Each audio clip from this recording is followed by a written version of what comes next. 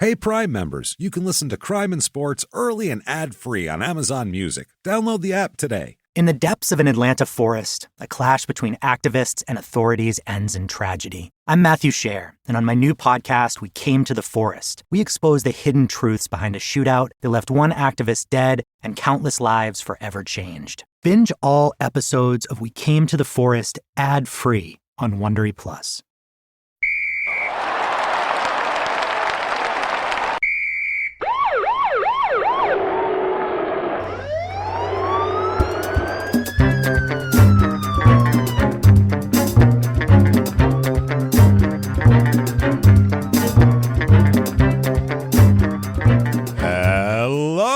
And welcome to Crime and Sports. Yay! Yay indeed, Jimmy. Yay indeed. My name is James Pietragallo. I'm here with my co-host. I'm Jimmie Whisman. Thank you, folks, so much for joining us today. We have this is a wild show. There's a couple of crime and sports firsts in this one, which at this point in time, we're episode 316. It's pretty impressive. It's rare that somebody does something that makes us turn our heads at this point, because we've seen it all. I mean, honestly, here we've seen somebody take over a gas station, rob it, and not just rob it, just fucking work there and collect money for an hour. Like we've seen, just take a shift. We've seen a lot of things. Today takes the cake for it, and it's in Australia too, which is. I mean, we've had the what was it, Todd Carney with the drinking his own piss that time, from the tap, not even like in a glass, like the bubbler they called it. Yeah, that was Australia as well. It's an upside down smoothie squeeze. Yeah, that's pretty much what you could call it there. A reverse Go-Gurt, really. So putting your face in the tap of the Slurpee at 7-Eleven, upside down. Upside down. So it's an odd thing. We'll get to the whole story. It is wild. Before we get to that quickly, thanks for everything you do. Reviews help. 5 stars on whatever app you're listening to. Takes 2 seconds, and it helps the show. So thank you for that. ShutUpAndGiveMeMurder.com. What's there? Oh, my goodness. Everything's there. Tickets to live shows, Small Town Murder, full slate for the rest of the year. Get your tickets for that. We're going to be in Florida. We're going to be at the Pabst in Milwaukee on September 10th. Get your tickets for that because that one is it's going to be our biggest show ever. We can't wait to do it. And it's getting so close. And it's so almost close sold out. So it's you better really hurry awesome. up. Get it now before you can. It's really awesome. Thank you for doing that. We're very excited. Also, Patreon.com/crime and sports. Oh, we're so happy with that because honestly, we love doing those shows. We put out tons of Patreon shows. We hear that like some podcasts don't put out a lot of Patreon content. Yeah. Not us. We put out a lot of Patreon content. Every other week, you're going to get 2 new shows on Patreon. And anybody $5 or above, you get access to all of it. Crime and sports, small town murder, everything. This week is no different. This week, what you're going to get for crime and sports, we are going to talk about, well, we're going to center it around the Brett Favre dick pic scandal. Oh. We're going to talk about his freckled pecker for a little bit. And then a couple of other very, very embarrassing sex scandal type things that happen that are just ridiculous. We'll talk about. It'll be really funny. Trust me on that one. And then for small town murder, we're going to talk about a couple of very gross people.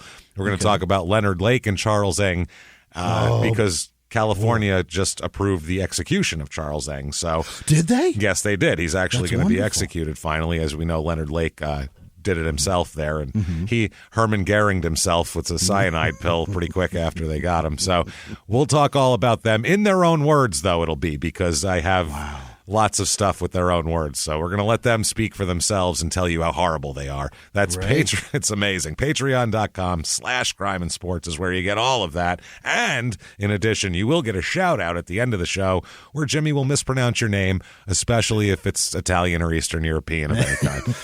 So there is that. And if you want the shout out as well, just to get the shout out, you can donate on PayPal. Use our email address, crimeandsports@gmail.com.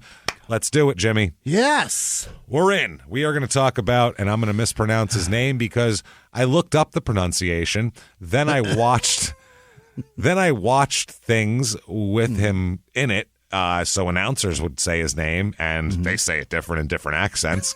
That's a fucking problem. John, Hopoate, we'll say. How do we spell this? Hopoate. Oh boy, Hopoate. But they call him Hopa. So that's it's got to be call him Hopper. It's got to be Hop. We'll call him John. Hey, John. How you That's doing? easier. Let's go with John. John is a character, to say the least. This guy is, I mean, he plays rugby and he also boxes, as we'll get into, which, I mean, one sport's brain damage, not quite enough. I don't think my head's been battered around enough for my lifetime. I think I need to get into something else where now people just directly punch me in the face. But I mean, if there are two sports that are an easy transition to that are different, you know what I mean? Yeah. Those are probably it. Like Bo Jackson from football to baseball, that seems crazy to me. Those are different sports. Yeah, those are completely different. Yeah, Dion. Utilizing two Jordan, different things. Yeah. Rugby to boxing seems like a fairly easy transition. Aggression, either way. But it seems like, as we'll find out, a lot of Australian boxers are just rugby players who are not rugby players anymore. So it's, they start boxing after that. So it seems like they go hand in hand. He is born January 16th, 1974. This guy here. He's from Tonga, actually. Born Where the hell is that? The Isle of Tonga in the South Pacific. Is it? It's wait. Tonga. What wrestlers from there? A lot of them. Shit. Is Tatanka from there? No, Tatanka was actually one of the few real Native Americans that actually wrestled as a Native American. Him and Wahoo McDaniel are the only two real ones of all time. Everybody else was just Italians with a fucking headdress on. Literally. That's all they were. Chief J. Strongbow, Italian guy. Yeah. Jack Scarpa is his name. So, unbelievable. There you go. You get all of that. So, and he's from Tonga. A lot of wrestlers from Tonga. Tonga is known. Basically, Tonga is one of those places. It's like Samoa, where it's got a reputation, whether right or wrong or whatever. I don't know if this would be considered a prejudice, but I don't fucking think so. It's got a reputation of these are really tough people and you shouldn't fuck with them. Like that's kind of that's the reputation with them usually. I would imagine. Yeah. Is Samoa near Hawaii? It's over there also. No, it's way down. It's way out there though. Yeah, it's far. It's real far. Okay. It's a long plane ride. Japan? Uh-huh. Yes, closer over in that direction than over here. Right. But like the Pacific is so vast, it's just kind of out in the middle of it. Huge. And it's south too, so it's not like Japan's way up here. It's like South Pacific. So it's down. It's fucking out there. I mean, you look at it, you go, Jesus Christ! I'd be terrified if I was there because I'd feel like it's all this ocean and this little speck. I would never look at a globe if I lived there ever. It would just be terrifying all the time. Some of those places, when I look at a globe, I'm like, how did we even know that was there prior to planes? How the fuck did they get there? That is just some sailed by it.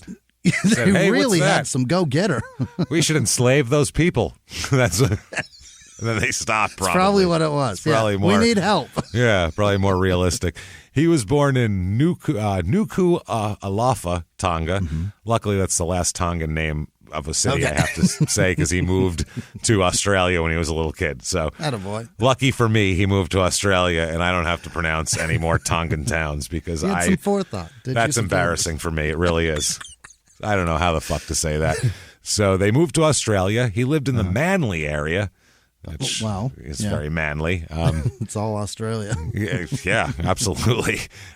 Which is outside of Sydney. It's just in the Sydney area. Before moving to the western suburbs of Sydney as a teenager. Now, he's always been a Mormon as well. Is that right? That's what makes this so just Australia's an odd story. Well, yeah, because the Mormons are big into missionary work, and especially on islands and places like that. They love going to islands. Yeah, places where they, places where they feel like they can go and I don't know, maybe they haven't had as much outside contact or whatever, and it's an easier sell. You know what I mean? Sure. If it's somebody in like Columbus, Ohio, they've had people knock on their door saying what the truth is, and they're like, yeah, I heard it, it's fine. Maybe in Tonga they're like, what happened now? No, what's that again? Come again? I don't know. I'm not sure. But Utah. I've never seen it. Never seen it. No, the mountains, they look beautiful. Well, come on. But like I said, I don't know if that's true or not. I'm just saying. But there's a lot of people from islands that are Mormons. That's a big deal. So he grew up, like I said, in Manly, moved to the suburbs of western suburbs of Sydney, they call it there. And they said that right away he was a promising winger always as a rugby player. Yeah. So he was recruited by a coach to participate in Manly there, where he represented the NSW is the North southwest region. Yeah, I knew South Wales. The Northwest South region. The under 19s. Yeah, North South Wales. He's from North South Wales, everybody. It's very confusing. What do you expect from the guy? He was confused his whole life. Of course he's going to turn to crime, for Christ's sake. This is basically Wales, right? That's what you say? I guess, yeah. That would be central, I think, North South Wales. So the middle. under 19, apparently he was right away they noticed that what a good player he was. He's a very balls-out player. From what I've seen. He runs hard, he fights, he does other crazy shit. But everybody says that on the field, he is, and you can see it, and even like they're saying as a child, he's so fucking arrogant and he's such a dick on the field. It's crazy. Like, I don't know it's the weirdest thing for a child. Yeah. For a Mormon child to be like, he's like talking like the third person, like he's Ricky Henderson probably when he's 8 is a really weird thing for me. I don't know. Sure. You don't picture that. It's just strange. But everybody said he's so good, but he's just such a dick. It's hard to like him. Like that was really the rap on him. Either way, when he's 18, he gets married here, and he marries Brenda is her name. They will have 11 children. Holy. He has one of them that they just had like 5 years ago. My word. And at this point in time, he has a 5-year-old daughter and a 9-year-old granddaughter. Stop that. So, yes, he had that. This is your Aunt Baby. This is here. I'll introduce you to your Aunt Baby. Hold your aunt. Yeah, here she is. Aunt Infant. Here she is. Change your aunt's diapers, you lazy shit. Let's go. What the fuck is that? That's no good. That's how long of a stretch in between these kids there are that you can have that and make it possible. So that is really weird right there. I know it's pretty common throughout the world. I imagine that's happened several times, but it does not make it less weird. No, it doesn't. But if she gets pregnant when she's 16, if they choose to, they can pretend the baby belongs to That's true. niece, yeah. Because that'll actually be, she'll be like 20 at the time. So that'll be good for everybody, I think. Right? That's the only nobody's any wiser. That's the only saving grace out of this whole thing for the whole family. Other than that, I'm not sure. So, yeah, he says later on, this is what he said in 2019, quote, "If I didn't get married young, I would be locked up now 100%. What does that mean? I don't understand. When you hear his story, you're going to go, wait a second, his wife tempered this? What would he have been doing if he was not married then? Because this is crazy. Yeah. And you were locked up quite often. What are you talking about? There would be bodies. There's not a lot of, like, Mormon dads with like 9 kids when they have where the wife has to go bail him out of jail for some crazy street crime. That doesn't happen that often. It's just not normal. Too busy feeding those mouths. Feeding those mouths, or recruiting more mouths, or some shit. I don't know. So they have a son who's born in 1992 as well, really? And their son. They're older kids here because they've actually, the ones that are adults at this point, I'll kind of give you a background on what they did as they're born here, because all of them are great rugby players too. They're all great athletes. Absolutely. They're all pros. They're all, doing fantastic. Will, the oldest here, he was a 16-year-old prodigy for Manly in 2009 in the Toyota Cup Under-20s competition. Okay. Good for him. He made his National Rugby, the NRL, debut a year later and played 22 NRL games over the next 2 seasons, and in 2011 became the second youngest player to be selected for the North-South Wales, as we'll from now on ever call it. The North-Southwest. North-Southwest be selected for North-Southwest for scored a try in his state of origin debut. I don't know what the fuck that means, but if you know he put rugby, points on the board in the first game. He did something. He won a premiership with Manly a month later, but then walked away from the sport to undertake a 2-year religious mission with the Mormon Church. Wow. So, yeah, imagine like a basketball prodigy who comes out of high school and is, like a LeBron is drafted high and is doing great for 2 years and the youngest player to do this and that, and he's rookie of the year, and he's like, hold on, Yeah, faith is fine. I am going to go on a mission for a couple of years. Keep that, in the NBA, it would be $50 million on the table. Here, it's not quite that kind of money. So his son did that. His son also, he returned to the NRL in 2014 to play for the Parramatta Eels. The eel? You want an eel to be your mascot? Slithery. It's not even a snake. Scary. It's pretty scary. I guess, but it looks... The electric ones. The other ones, who gives a shit? Looks like a giant slug. It's just gross. Yeah. The eels look like what Will spit out at the end of Stranger Things, and they thought he was all good again in season 1 or whatever, and then he's like goes in the bathroom during Thanksgiving dinner, spits out an eel. He refused to play on Sundays during the 2016 season due to his Mormon faith, but then he was... he had to backtrack on that the following year because they play a lot of games on Sundays, and they were like, "Listen, bro, you got a contract, homie." It's just like you can kind of pick. So I guess now he's playing football on Sundays, but he said that later on, who knows? At any time, he could decide to, take the Sabbath off. You never know. So now back to Dad here, back to John in his rugby league career. He is recruited to the Manly club, like we said, and. Right. He's very good for the New South Wales team here. 1993, he joins the Manly Warringah. What the fuck is that? Warringah? I don't fuck. Who knows, man? I don't know. It's Australia. I can't. You know what I'm saying? I love Australia because they're crazy, but I don't know what that means. Like, I don't know. And I'm sure it's like... some sort of like it's a deadly fucking animal, whatever it's that an animal or some sort of aboriginal word, or you know what I mean? Like, I have no idea. Native Warringah word. Sounds like something that you walk over it and it bites your balls. It does. Oh, moringa, and you run away. Oh, the moringa. A moringa got me. The moringa got now. Unleash the Roo. Tell the Roo to get him. Go unleash the Roo army. Do it. As you like fall to the ground. Does it start with an M or a W? W. Okay, Warringah. Doesn't everybody you have like a pen of roos that you can set free as your like as an army, like a kangaroo army over there? I feel like. Because they also keep them for dinner. Well, yeah, you never know. It's so wild to me that they eat them. I like that you can spar with something and then eat it afterwards. That's a very we don't punch cows. Yeah, that cow whooped my ass. Well, I'm gonna eat it later, so I feel better about myself. It's fascinating. So, he was 19 when he signed with the club in 93, and he's playing that year. That year he has 4 appearances. I guess they were 3-1 in wins and losses while he was there. Uh-huh. Seems to have from what I found in the stats, no T's or G's though, so that's not good. You got to have some. Well, listen, man. And his his GK percentage doesn't exist. So I don't know what happened exactly, what he's doing. Get your head out of your ass, bro. You know what I'm saying?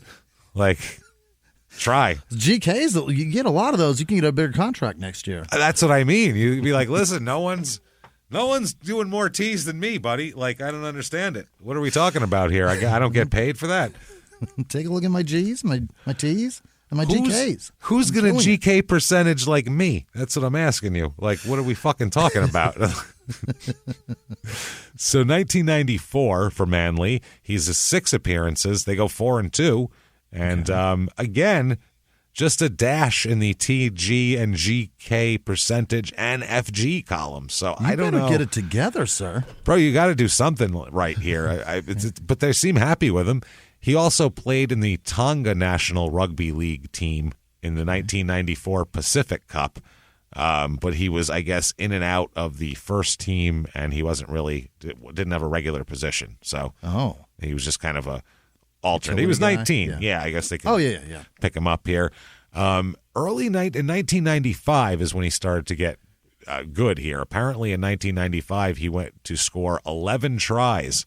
From his first 11 first-grade appearances, and then it says here, subsequently led the try scoring table. So, I mean, effort is what we're saying. He's trying very hard. We know nothing about rugby. Please find our ignorance charming. We're not claiming to know anything about rugby. We don't know shit about rugby. We don't do rugby episodes often enough to like spend weeks learning rugby. Yeah. It's just one of those things. On, even at all. Yeah, that's the other problem. We can watch it. That doesn't mean we know what the hell is going on. So basically, I could watch it and be impressed with look what's at them happening. go. Yeah, and they could be putting points on or racking up stats all over the place, and I don't know what the fuck they just did. They could be sucking, and I wouldn't know. They're like, wow, that guy's dominating. He's the worst player on the field. I have no idea what's happening. As soon as they all go nuts, I'll assume something good just happened. Yeah, hey, the Aussies they just set somebody on fire. They must be happy. They're crazy over there. So that's what we're saying. We don't know anything about it. We're not trying to know anything about it. Just take this as comedy, the rugby parts, because we're idiots. There you go. What do I know? What the fuck do I know? Exactly. So he does well there. 1995 seems to be when he's really having a good year here. He does well toward the end of the season, and then he has an injury, so he has a problem there. And he has a son born in 1995 as well, Jamil. No, he doesn't name anybody John. Yeah, there's no John Juniors. Which Jamil. Jamil. Now Jamil's going to have his own episode, so we're not going to talk too much about Jamil because I fucking looked up Jamil and went, oh my God, Jamil has more than his dad. This is crazy. Jamil was also a good rugby player, but he was, I guess, cut by Parramatta and Manly for several off-the-field incidents, including multiple assault charges, domestic assault charges. He did a year in jail. So Jesus, it's hard to stay on the roster when you're in jail for a year. That's a problem. That's a tough fam. Yeah, and also, it gets worse for him because he's in jail currently, I think, or he's out on bail awaiting trial. But in 2021, he was accused of being part of 3 people who basically were importing the most cocaine from Europe of anybody on the entire continent of Australia. That's what he was doing. He went to jail. I understand moving a little in town. No, Jesus Christ, importing. That's out of control. This is wild, and I think we have more on him later, like exactly when it happened, because it was a crazy scene. Like he got away in a car and fucking got away from the cops, and they finally caught him, and it's a mess. So, and all that is Jamil? That's Jamil. Jamil's a fucking mess. But way to go, Mormonism. Yeah, that's what I mean. It's very strange. Dad, though, has been, and it's gone back and forth, he's challenged it, but the police in Australia, the organized crime police, have come to the rugby league and said, hey, this guy's connected to organized crime people, John. And so just so you know that. And then he gets mad and says, prove it, and then they don't. Wow. But he doesn't sue them, so that makes me think that, I don't know, who knows if it's true or not. So anyway, back to Dad, away from the son's insane crimes. I'm telling you, the son, I was reading some of the shit he did, and I'm like, oh, this is an episode. Holy fuck, man. We're going father and son. It's going to be him and the Mayweathers are going to be the first father and son team. Who's going to get it first? Who's going to be the first father-son team here? So anyway, John went on to score a total of 21 tries in 1995. How about that? He was second in the top try-scoring table to his teammate, Steve Menzies. So, oh boy, I think we've talked about him before. Yeah, we have. That is a very unfortunate name. That's a tough name, sir. Oh boy, Jesus Christ! So they had just call me Steve. Just call me Steve. It's his nickname. Just call me Steve. Wow. They had 2 of the top people in the entire league, huh? Yeah, apparently they were crushing it there, and they went 22-3 that year. Jesus. The team did, and he had 84 points, John. So good for him. And now in international play in 95, the Tongan rugby team wanted to pick him because he was born there. Yeah. But I guess the ARL, that league, selected him in the Kangaroos team under the residency rule. So he had to stay there and be a kangaroo. So, I mean, that's that goes. That's tough. It happens to me all the time. Like, it happened to me as a teenager, and I was like, oh, man, I got to be a kangaroo again. Yeah, pigeonholed into being a roo. Man. So he, I guess he played in the opening match of the Cup. I guess there's a Rugby World Cup, apparently. Yeah, it goes on. Yeah, World Cup. That makes sense. It's a Rugby World Cup. But he didn't score and then made a big mistake and fucked up the game, and then the English team won. So, oh no! If you're in Australia, you don't want to fuck up the game so the English beat you. That's not. Never. That doesn't fly there. They don't want no that matter at all. what sport we're playing, beer pong, anything. Don't let those fuckers win. If you're gonna lose to an Englishman, just stab him in the throat and run away. Just that's the rule in Australia. Usually, that's considered have some pride. Throw a poisonous snake at him. Yeah, that's like taking the cyanide pill. It's like, listen, go out with some dignity, all right? That's what that is right there. Oh, man. So I guess the following match against South Africa, though, he scored 3 times, and the team won 86-6. Holy shit. Which seems like a huge blowout. I don't know if it's like football where that would be like, wow, people be talking about that for decades. People would walk out of that in the second whatever period. Holy shit. Like if there was a football game that happened, an NFL game that was 86-6, we'd talk about it all the time. Like, remember that crazy game? Like, how did that happen? That was wild. 86-6. Yeah, that would be more storied than the than anything. 0-16 Lions. Oh man, 86-6. Fuck me, that would be amazing. That's embarrassing. That's sad. It really is. So now I guess the World Cup here this year, he had 2 appearances, three. I guess they're tries, the T's. Yeah. 3 tries and 12 points. Sounds good. I guess that's good. Yeah. 1996, he's back with Manly, and he's very good again. That's the thing. He's doing well. He has 11 tries this year. They go 19-4, which seems pretty good. That's, I guess. Yeah. I suppose. I don't fucking know. 19 wins is pretty good. There's a team called the South Sydney Rabbitohs.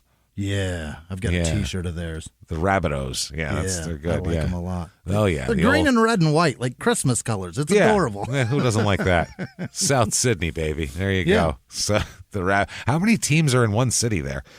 Because Manly's close, and then you got South Sydney. And are there all the cities there are all close together anyway? Well, yeah, they're either in the middle of the desert or on the coast, but other than that, there's really not much else going on. Yeah. Otherwise, it's the desert. And in Australia, they have the good sense not to live in the desert, most of them. That's the other thing. They don't move there. No. Is there a big boom in any of your just completely barren, moon-like fucking... It looks like Mars. Is that a big rush there? Because in our country, people are like, "Oh wow, we do it all the time." Oh yeah, it looks like the moon there, but land is cheap. Well, no shit, it looks like the moon. You just said that. That's why it's cheap. You take a step and there's a literal poof. Yeah, that's a problem. You look like fucking Buzz Aldrin. What the hell's happening? Your ankles and mid calf are very dirty. Very but dirty. The land's filthy. cheap. All the time, but hey, it's cheap out there. So he has 11 tries that year, like I said. So that seems good.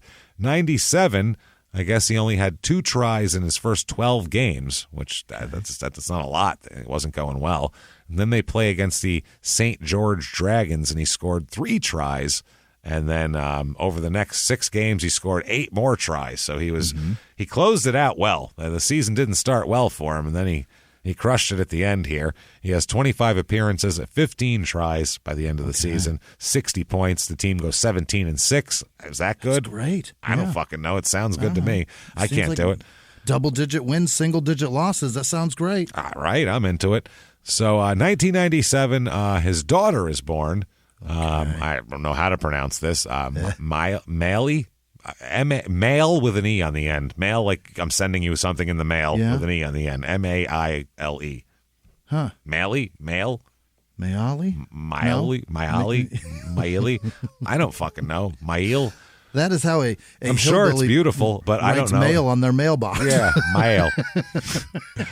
I'm sure it's beautiful. I don't know how to say it. I'm not sure. It probably is. I'm sure it's wonderful and means something deep and meaningful. I have no idea what, so I'm not going to insult That's anybody. written on the side of mailboxes all over Alabama. All over the place. Arkansas is the center of it, probably. Maile. There we go. Mail. Keep on the extra E. Make sure it comes here. So that said, let's just say grace.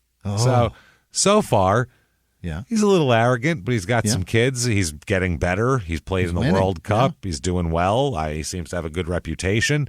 March of 1998 in a game against Brisbane in here. They play. He's charged with contrary conduct. That's so fast. That sounds like by the cops? No. In the game, contrary conduct. Okay, yeah. Apparently he was. Then in parentheses it says dissent. So I don't know if he was trying to foment a revolution against the referees, if it was that kind of dissent, or he just said, no, I'm not going to go to the penalty box, or the sin bin as they call it. Here. Yeah, I'm not sure what the fuck is happening here. That's what they call it. Every hilarious. Article, that's what they call it, the sin bin. He pleaded not guilty to it, though. But he's found guilty because everything that he says he didn't do, he pretty much did, like in his entire life, as we'll talk about. He That's pleads, a great name for a strip club. What? The Sin Bin. The Sin Bin. I'm sure over there it's probably all of them are named that because it's genius. Yeah, and you picture them in like a box too, and you're like, well, that's uncomfortable. I don't want that. Can they be free?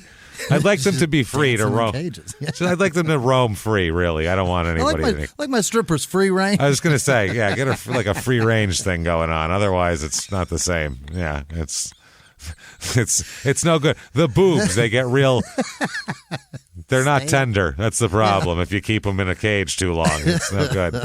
That's terrible. Smell like they're carton. I don't understand. I never understood like what was the attraction of women dancing in cages. Do you want your women in a cage? Like, and that's not even like some feminist thing. That's just like, I kind of just don't want to. Creep wants that, right? Yeah. You put an animal in a cage. That's just weird. I don't want to fuck an animal. You know, it's just strange. Is that to keep her from us or us from her? Yeah. That's the other thing. What is she? Is she dangerous? What's happening here? Generally, if she is, fucking let her out. That's worth my money. Yeah. I already plunked it down. I tipped the bartender. Let's get after it. I got a handful of fives. What are we talking about here? He was hip-hop's biggest mogul, the man who redefined fame, fortune, and the music industry. The first male rapper to be honored on the Hollywood Walk of Fame, Sean Diddy Combs. Diddy built an empire and lived a life most people only dream about. Everybody know ain't no party like a Diddy party, so. Yeah, that's what's up. But just as quickly as his empire rose, it came crashing down. Today I'm announcing the unsealing of a 3-count indictment, charging Sean Combs with racketeering conspiracy, sex trafficking, interstate transportation for prostitution. I was up. I hit rock bottom, but I made no excuses. I'm disgusted. I'm so sorry. Until you're wearing an orange jumpsuit, it's not real. Now it's real. From his meteoric rise to his shocking fall from grace, from law and crime, this is the rise and fall of Diddy. Listen to the rise and fall of Diddy exclusively with Wondery Plus. In the 1980s, a rosé swept the country. Hey, Mike, I really like this White Zinfandel. Well, good. Now put it down. We're going to try another one. White Zin became America's top-selling wine. But most don't know that this sweet drink has a sour history. What began in 1986 with counterfeit bottles. A big fraud, a multi-million-dollar fraud. Sent investigators chasing one of the most powerful families in the business, the Licciardis. But the closer the feds got to them, the more dangerous things became. It's a story of deceit. At the time, I was paranoid. Threats. You touch my kids, I will kill you. And murder. With a .22 caliber bullet to the head. What started with a scheme to mislabel wine spilled into a blood-soaked battle for succession. Welcome to Bloodvines. You can binge listen to Bloodvines exclusively and ad-free on Wondery Plus. Join Wondery Plus in the Wondery app, Apple Podcasts, or Spotify. So in 1998, he has 11 tries and 23 appearances. The team's only 12-11 though, so that doesn't sound very good. No, that's just over 500 here. I guess his coach gets pissed at him in 1998 after the incident of the contrary dissenting conduct. Nobody likes a contrary person. He said, yeah, you stop trying to stop it with the dissent. I will not handle coup attempts. I won't do it. Stop arguing with me. So the boss, they call him the club boss. I don't know if that's the owner or if the manager or general, who the fuck knows over there. So he said that he needs to either change his ways or stop playing. That's where they're at with him. He's got to cut the shit, basically. Ultimatum. He said he was appalled by the game, he had one. I'm going to read exactly what it says from this article. Arthurson was appalled by the Manly Wingers' game against the Broncos in the first round, with the niggle and back chat furthering his reputation as the league's number 1 bad boy. Boy, do I hate that. Yeah, it's a back chat. Yeah. Niggling and back chatting. That is difficult to say. That is rough. Yeah, you got to be careful when you unleash that quote. You know what I mean?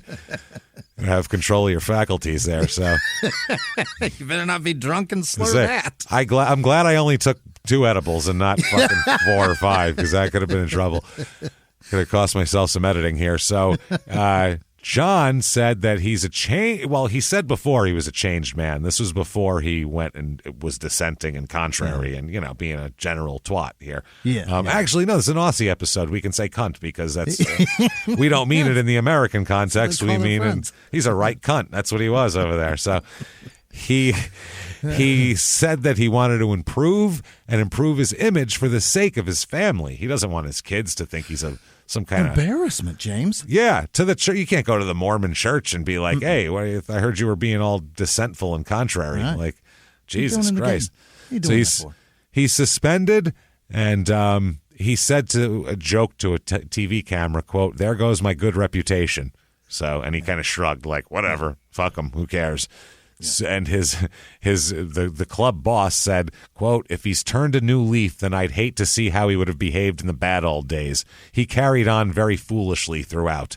It's a real worry for the Manly club. They don't need players to act like that, and if he can't change his behavior, I think he should call it quits.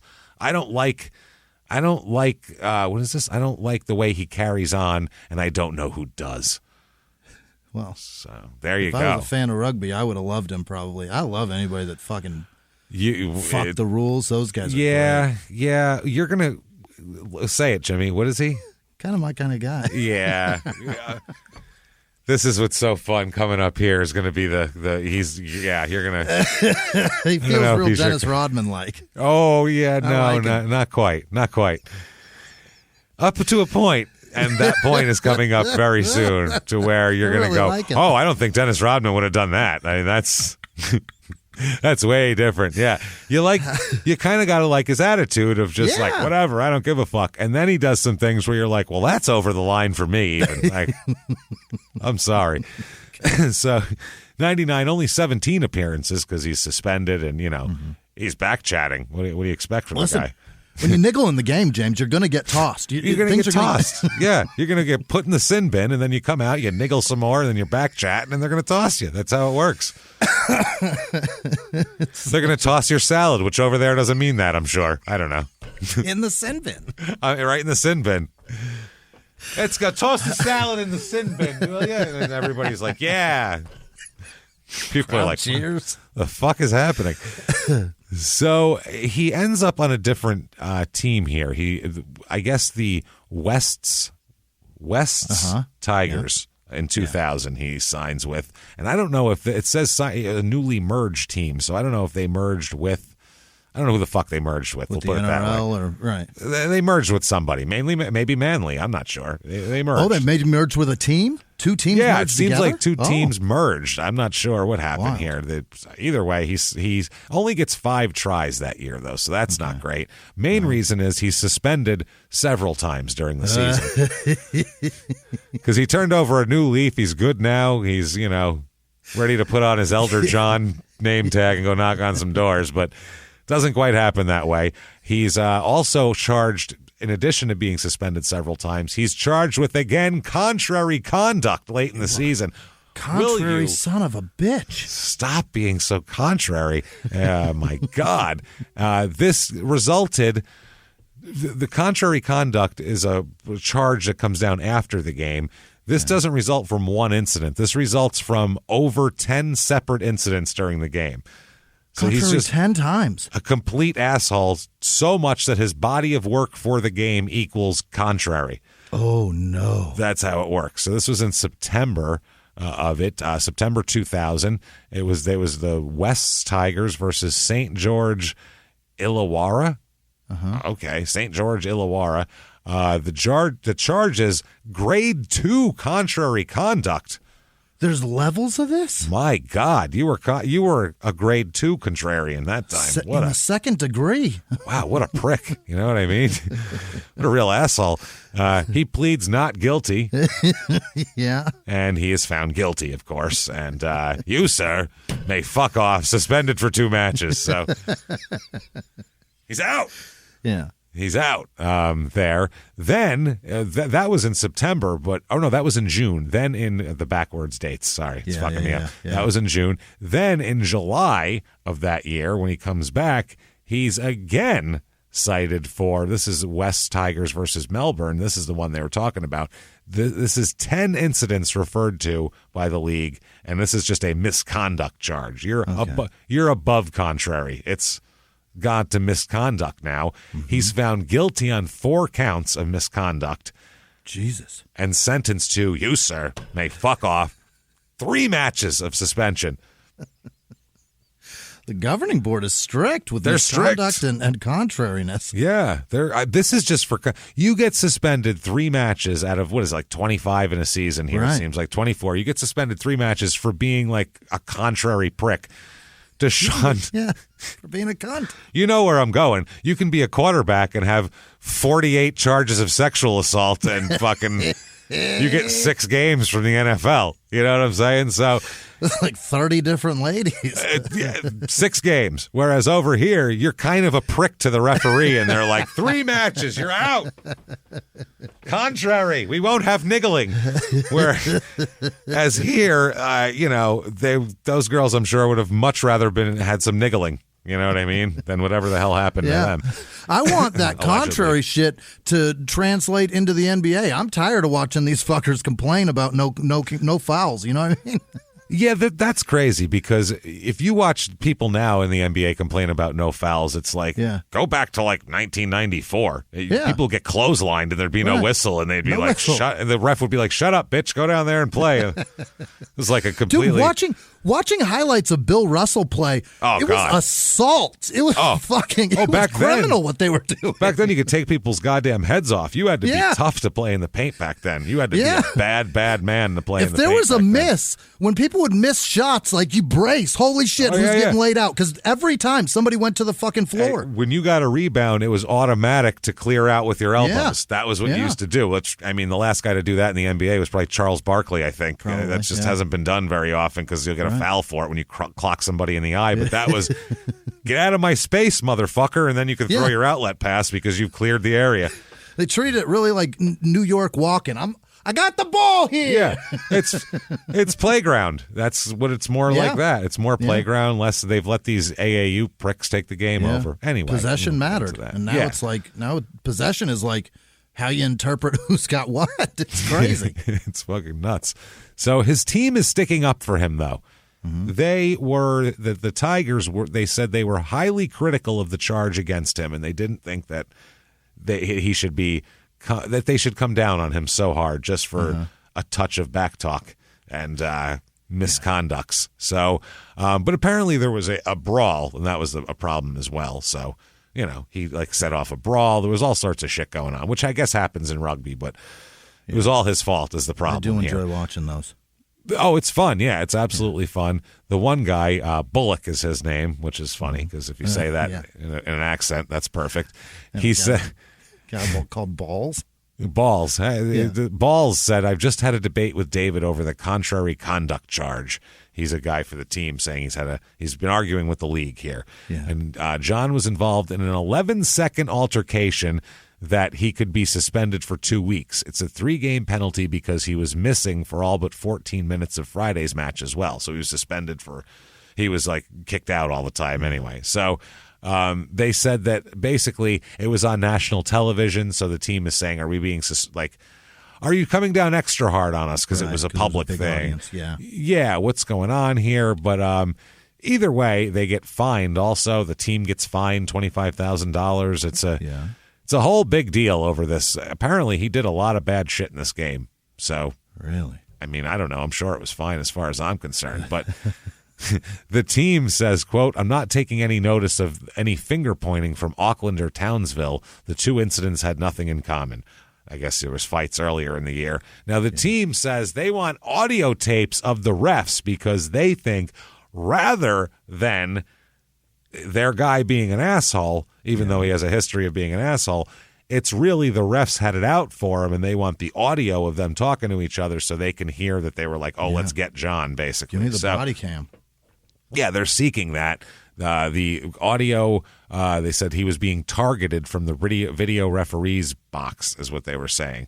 So, yeah, they were saying that he was, holy shit. Yeah, what does this mean? Okay. The Tongan and Australian international must defend which is him, John, must defend the allegation at a deferred hearing next Wednesday night as Hall believes his actions were more serious than the maximum grade 5 charge, which carries a base penalty of 475 demerit points. Oh.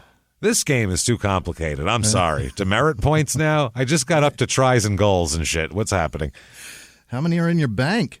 I don't know. How many do you get? Is it like insurance points on your license? Like, how many do you get? Is it like you have a pool of 1,000? What are we talking about here? So either way, I guess going back and forth, the league notes several incidents. Like, this isn't an uncommon thing that happens. This happens all the time with this asshole.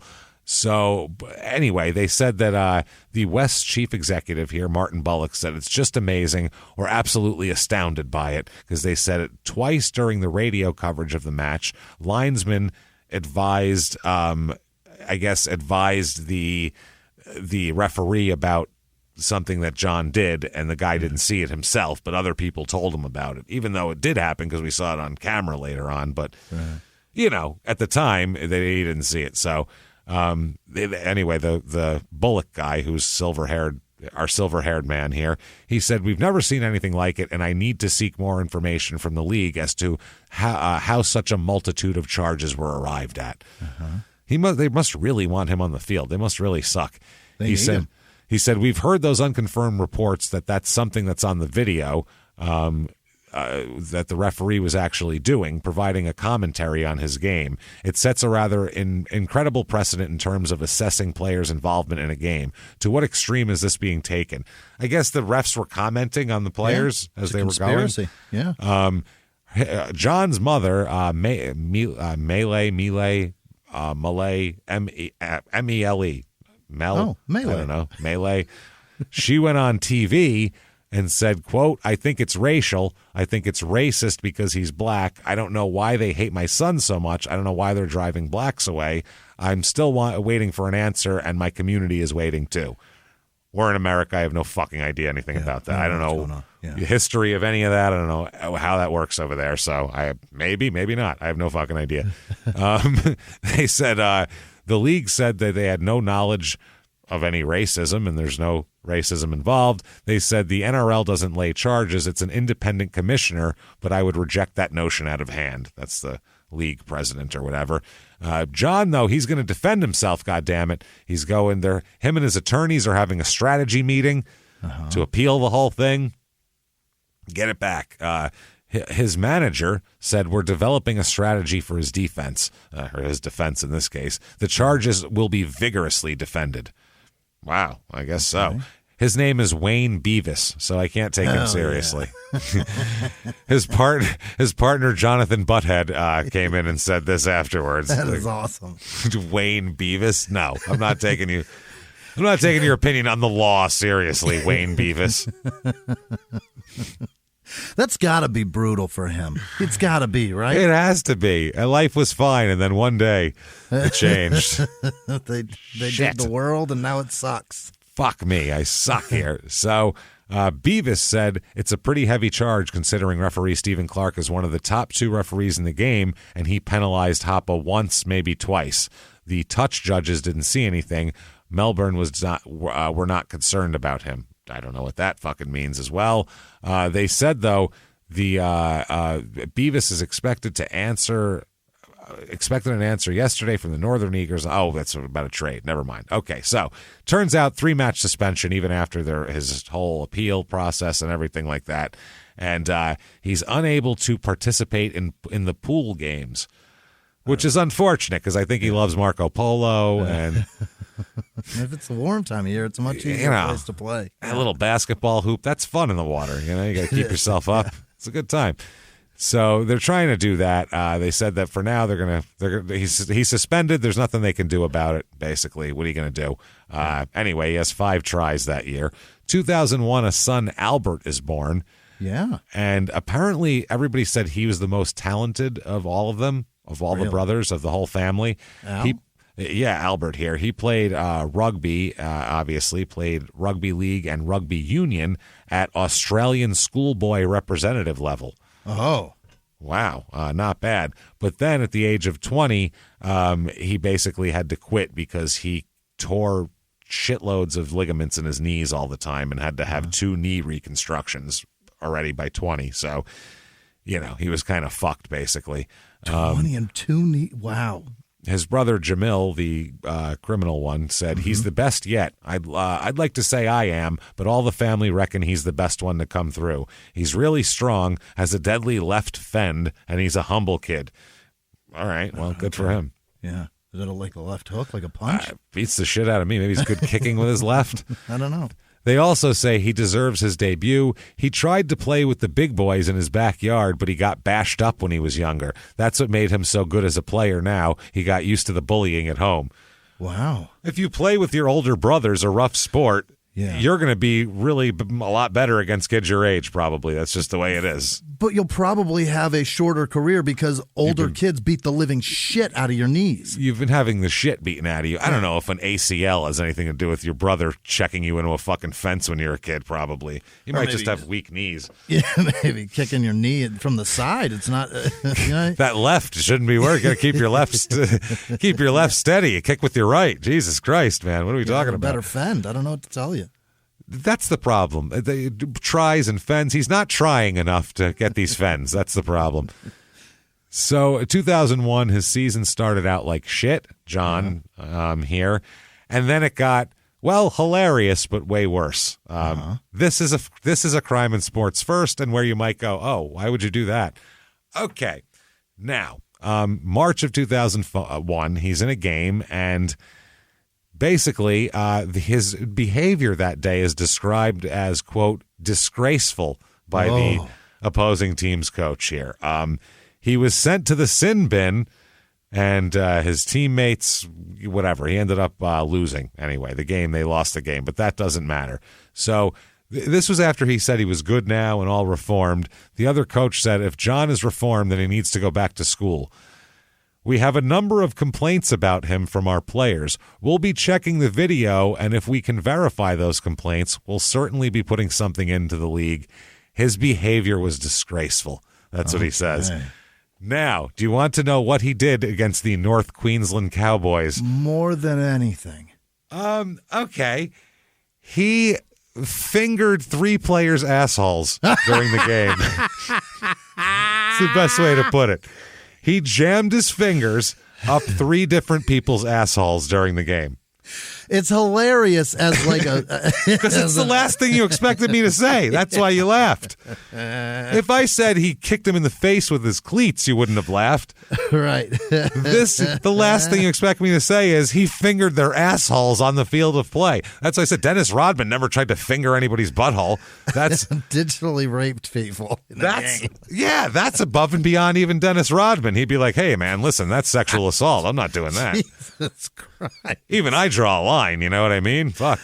It is pretty disgraceful. I would call that that's a very good description of it. Solid description. That's not even hyperbole. Disgraceful. No, that's not even close to hyperbole. He fingered people's assholes during the game, Jimmy. On top of their shorts, or did he go in? I'm going to post a picture that's a screenshot where his middle finger with the shorts, outside the shorts. God. He's up past his knuckle, up this guy's asshole. He got caught and in with it. He's laying on his back, and he just reaches up and pokes this guy up his asshole. He did it like a mechanic. It's amazing. Like a mechanic on a creepy crawler reached his boom. hand Yeah. and checked the oil. And check he wanted to check the transmission fluid and make sure everything was okay. That is amazing. 3 different people. So it's not just like one guy where he's like, I got to see what's in his butthole. I don't know what it is. He's It's really 3 different testing guys. testing the refs today. This is wild. The first incident occurred during the 7th minute of play. That's early. How much could someone piss you off in 7 minutes that you need to stick your finger in their asshole? What are we talking about? He was frustrated fast. And who thinks of that as retaliation? Yeah, how's that not considered contrary behavior? No, that's contrary behavior. Fuck Whatever he did before, this is niggling right here. This is niggling. Right it is. Forcibly, That should be what that's called. forcible digital penetration. You say niggling around the kids so they don't sound so technical, you know? They don't know. What the fuck is happening, man? Oh my God, my stomach hurts so bad. Because this is insane. We've never had anybody in all the sports we've played, or not played, but all we've done, we've never had then he fingered somebody's asshole. We've never had that. Football players. We've had a ball grab, but not like we've had Vinnie Jones. Yeah. That's the ball grab, and that's But what this is compared to. But it's like compared to that is nothing. A ball grab. This is a fucking. He's like searching for polyps, for Christ's sake. He was. That's the thing. At the end of the game, actually, one of the guys thanked him because he said, "You really should see a proctologist because I felt something up there." I'm just going to say, have you had blood in your? Let's just go see somebody. Was it Just gonna say, go Prostate see Cancer somebody. Awareness Month or something? He saved a man's life, Jimmy. This is That's stage 3. You better get in there. We're laughing, but this is, in the eyes of the law, this is rape. I mean, this will get you 20 years. You can't do this shit. But apparently, on a rugby field, the law has no precedence here. Apparently, this is all rugby law now. This is And Kevin you can Spacey territory. Finger people's buttholes. This is Travolta territory. Yeah. This is like, come on in and give me a massage. This is crazy. This is wild. We're getting Kevin Spacey lost House of Cards for this shit. Yeah, Jesus Christ Almighty. This is like Bill Cosby, but he didn't drug anybody first. Right. These people remember every terrifying second of it. This is awful, man. Oh, man. He ends up being suspended for 12 weeks out of this. We'll talk about. 4 weeks a try? That's pretty good. The commissioner called it disgusting, violent, offensive behavior. Yeah. True, and true. Agree. Check. He claimed that this is amazing. He claimed that he was just trying to irritate the other players. Oh, that'll do it. He told a panel of judges that he was just trying to give them all a wedgie with his fingers. Well, technically, sticking someone's shorts all the way up their asshole is a wedgie with your finger, but your finger was up there too. That's the problem. The golden rule of a wedgie is only the underwear go up there, not a finger. Otherwise, it's a different thing. It's called a niggle at that point. It's a different. It's too much. It's too much. You niggling bastard. So that is a bridge too far. It's a butthole too fucking far is what it is. It's a finger too deep. A butthole too tight. He said that. He denied he did anything wrong. And on top of that, he had the balls to say, quote, "I'm a great believer that what happens on the field should stay there." What? It's not a Vegas brothel, you fucking idiot. It's not a Henderson, Nevada brothel. It's it's on television. I have a screenshot of him with his finger up somebody's asshole that I'll post this on the social media. It's a real Vegas approach. What is it? What is this, the Bunny Ranch? What the fuck is happening? Real Vegas approach to frustrating other players. Wow. So even if I did finger them, we shouldn't be talking about it off the field. The three victims in the case, Glenn Morrison, Peter Jones, and Paul Bauman, all disagreed with John's reasoning, it says in this article, which is, to put it mildly. According to Jones, this is Peter Jones, who sounds like he's like the lost Beatle, like they fired him early on. He said, quote, "It wasn't a wedgie. That's when your pants are pulled up your arse. I think I know the difference between a wedgie and someone sticking their finger up my bum." You think? Bowman said he was disgusted and couldn't believe it. That's one way of saying it. He's also accused of striking halfback Nathan Fine in the same game and was hit with a charge of contrary conduct and contrary to the true spirit of the game, which is an understatement of the year when you're talking about forcible asshole fingering.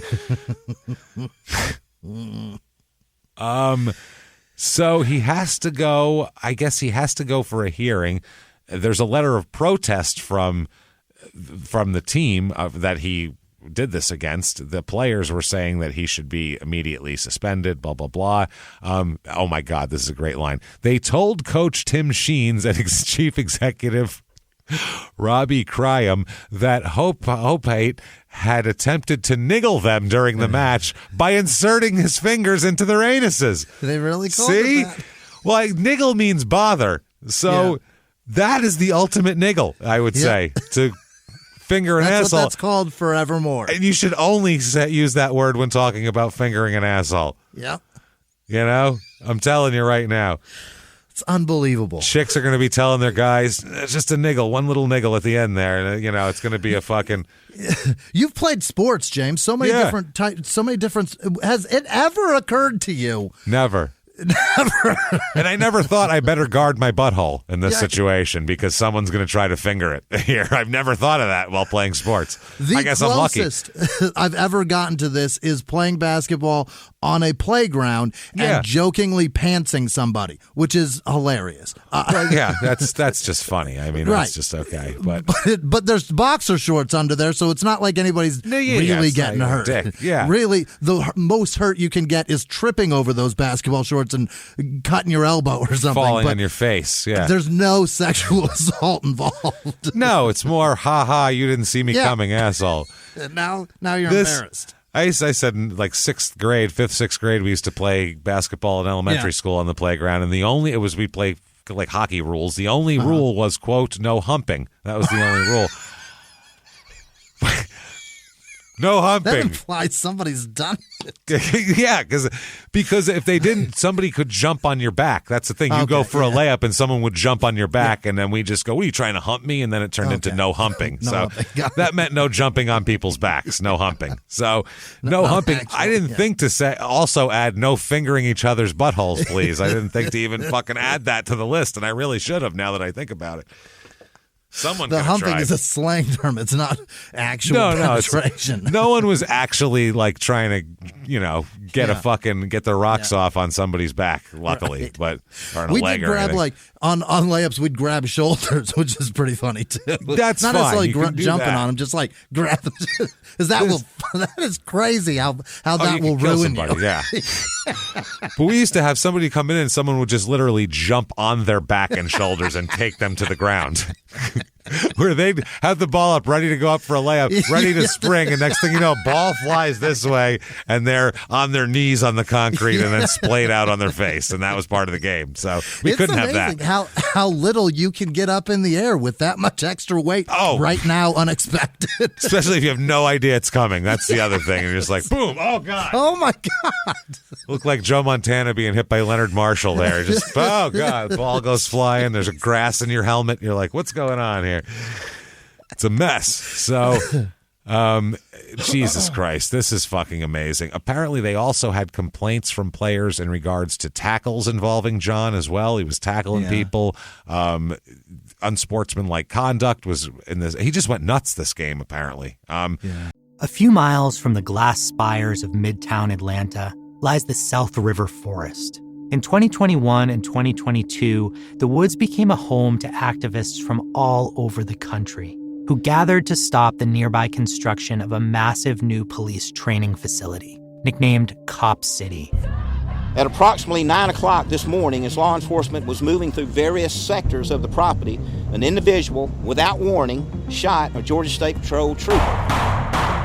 This is We Came to the Forest, a story about resistance. The abolitionist mission isn't done until every prison is empty and shut down. Love and fellowship. It was probably the happiest I've ever been in my life. And the lengths we'll go to protect the things we hold closest to our hearts. Follow We Came to the Forest on the Wondery app or wherever you get your podcasts. You can binge all episodes of We Came to the Forest early and ad-free right now by joining Wondery Plus. In the 1980s, a rosé swept the country. Hey, Mike, I really like this white Zinfandel. Well, good. Now put it down. We're going to try another one. White Zin became America's top-selling wine. But most don't know that this sweet drink has a sour history. What began in 1986 with counterfeit bottles. A big fraud, a multi-million-dollar fraud.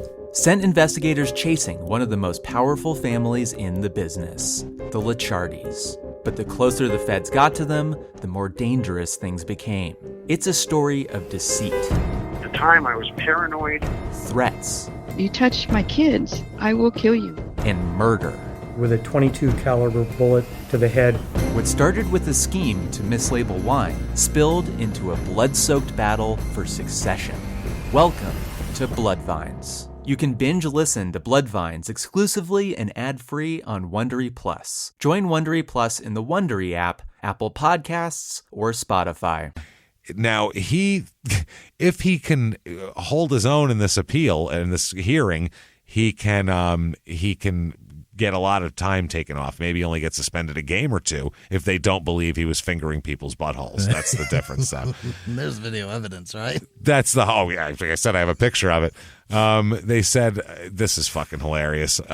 This whole thing is crazy. I guess there was originally as a 12-game suspension. He spends the whole day trying to avoid the media after this happens because they all want to talk to him about fingering people's buttholes. Right. Other players begin alleging that he's attacked them as well. So now he's getting Me Too'd with and deservedly so. Now the he's victims getting a are piling Me Too. up. Yeah, the victims are piling up now, and it's such a weird thing that he did. And it gets so much attention that, like, around the world, people don't even know what rugby is. They're like, there's this guy in Australia fingering people's butts during a game. Isn't that weird? Very fucking strange here. They described what happened as unique. And the one official said, quote, that the clean-living, church-going Mormon considered niggling opponents fun. I don't think he knew what he was saying there. He's so repressed. He's so repressed. He just can't help it. Yeah. So apparently, they were the day that the media was trying to get to him, he was doing a private gym session with a kid with Down syndrome named Tommy, who was like, he was doing some charity thing here. So they couldn't get to him at all. And then he just like snuck out a back door and just like disappeared. Nobody could talk to him. And, one of the players said, I never knew Hopa before I got here. This is his teammate, but I found out that he's really a nice bloke. Anyone who knows John would say the same thing, unless your asshole's sore from his finger. That's the only way it would be different. So there's all sorts of footage coming in from it. Fox Sports had all this. They were searching video footage, trying to find other incidents of butthole penetration. Yeah. This turned into like a JFK assassination. Real investigation. Frame 234, you can see this is when he slides past the first knuckle. Now, this is really an important part of the whole thing. And as you can see in the digit, it continues to go deeper. Yeah, no shit. There's 5 people who have charged him with this, different people. Wendell Saylor, Michael DeVere, Craig Smith, Aaron Mowell, and Henry Fafili. One of the guys, Wendell Saylor, said, I didn't appreciate getting sodomized. I looked at him and said, what are you doing? Yeah, what are you doing? I can imagine, yeah. Why is your finger in my asshole? I never even thought of that. The second time he did it to Mick DeVere, and I complained to the touch judge. Well, he's the guy you complain to when someone's got their finger in your asshole, the touch judge. Truly, yeah. He's got a doll. You point to where it happened. He's the touch judge. He tells you. Show me on the doll where. He said he was laughing about it again. John, not the judge. I think he got, not the judge. He wasn't like, ha ha. He said, I think he got me a third time. And after that, I said, you're kidding, mate. You're going to get into trouble. The same dude? The same dude. He fingered him 3 times in one game. And there was 5 other guys, 4 other guys. God. He loves fingering people's assholes. This is a thing that he does. That's his move, yeah. It's his fucking move. They say, you're fucking kidding me, mate. You're going to get into trouble. I guess so. The 12-match ban that they hit him with here is the heaviest imposed in the history of the NRL here. And wow, this one of his teammates, John's teammates, said about one of the players, quote, "I'm sure Jared would rather get a finger up the backside than be spear tackled. He'd still be playing the game." Yeah. He also said that John apologized to the teammates, saying, quote, "He said he's sorry. John has let the club down, himself and the team down, so what else can he do except say he's sorry?" You can start by not fingering people's assholes against their will. Yeah. That's a thing. This won't resolve until 2004, by the way. This whole wow. This is 2001 now. It won't resolve till 2004, and he just keeps like playing during the appeal process. Unreal. So it's fucking weird. So anyway, people are, I guess, terrified that he's going to be fucking fingering them. That's a secret weapon as fuck, right? I guess so. He's just walking around with his finger out and going, ah, ha, ha. I guess he's getting offers from a club in Britain, and then another club, an NRL club, he said, and one English Super League team, which has also shown interest. So, but also Manly, the team Manly, is also offering something, and they said it's going to make sense because he lives there and he wants to play First Division and continue to work while making a few bob from football. I don't know what a bob is. I guess a couple bucks. A buck, yeah. I don't know if that's like a quid. Yeah. Bob, I don't know. So he said, I would imagine it would take him a month or so to run into condition. After that, he could be called up by the Eagles if that form is warranted, if his form is warranted. So I guess each NRL club is allowed to spend $500,000 on their second tier, like their minor league team, I guess. But in the case of North Sydney and Manly, they can spend $500,000 each. I guess, I don't know what the fuck happened with North Sydney and Manly. I really should have looked into that more, but there's so much butthole fingering and stuff. Yeah. I didn't think there'd be have time to talk about it. Salary cap that's going to be confusing. That's going to be real confusing. But so as to not give them an unfair advantage, they must nominate a group of players who collectively come under the $500,000 cap, and only those players can be called up to the NRL. Okay, so they have to like make like a roster within a roster type of thing here. If the Eagles wanted to be able to call upon John, they would have to make him one of their nominated players, and it would be up to the NRL whether or not that resignation would be accepted. Jesus, this is complicated. The resignation is in? Okay. It's in question? Know what the fuck is happening here. I don't know. I'm so confused. I knew everything. I knew everything when it was about butthole fingering. Like, I had it down. That I can relate to. And then as soon as we go into goddamn rugby, I'm lost, man. It's very simple, the difference between where a finger goes and where it shouldn't. Yeah, that's easy. That's easy to stay on board with. Hopefully he's not wearing any rings or anything. That's a plus. Oh, boy. Now, they said he ran 3,976 meters with the ball over the 2002 NRL season, which was more than any other player in competition. Really? So I don't know if that means you're a ball hog there or that's a good thing. I'm not sure what that is. So either way, 2002, he's got 24 appearances and 10 tries, 40 points, but his team is 10-14. So that doesn't sound good. 2003, he's back with Manly, like we said here. And I guess he breached his contract at one point here. He played a fifth grade rugby union match. Now, that's got to be like a fifth tier, not a game against a bunch of fifth graders, because that would be that's a crime at that point if you're fingering those kids. Sir. No, if you're fingering 11-year-olds, that's a crime, I think. Certainly. So certainly. So they found out about it, and he was fined $5,000 by the team. Either way, he appears in 15 matches in 2003, 5 tries, 20 points. Team goes 6-9. So he's not doing that great there, we'll say. Now, 2004, maybe he's busy with the whole fingering thing being taken care of finally. So in the end, a judiciary panel had to differentiate the difference between a wedgie and a, quote, finger up the arse. And also they had to adjudicate the, quote, area between the arse and the nuts. Because that's what the taint is what we're talking about. But They had to literally, because he said sometimes he was just poking people in between the arse and the nuts there. So, and also sometimes giving wedgies. So they had to figure out which one of these three buckets does this fall into. Is this wedgie? But sometimes he got the area between the nuts and the anus by going through the arse. That's the thing, and he poked it from inside. But these judges had to sit down. These are professional people who went to college. They had to sit down and figure out which one of these different infractions were wedgies, which ones were poking the taint, and which one was a niggle in the ass. So which one are we talking about? Yeah. This is fucking ridiculous. This is what they had to do. One of the commissioners, Jim Hall, described it as, quote, "I've never come across a more disgusting allegation than I've had to deal with now." It really is. It really is bad. It's not great here. So now, asked by his counsel where he was directing his finger at Bowman, in one incident at a time here, John replied, quote, "between his arse and his nuts." So horrible to say out loud. That's what he was doing. Now, he said that he did nothing wrong. This is, again, he said, "I'm a great believer in what happens on the field should stay there." So they said, well, you're already in a court, so really it's not how that works. It has not done that, so let's move on.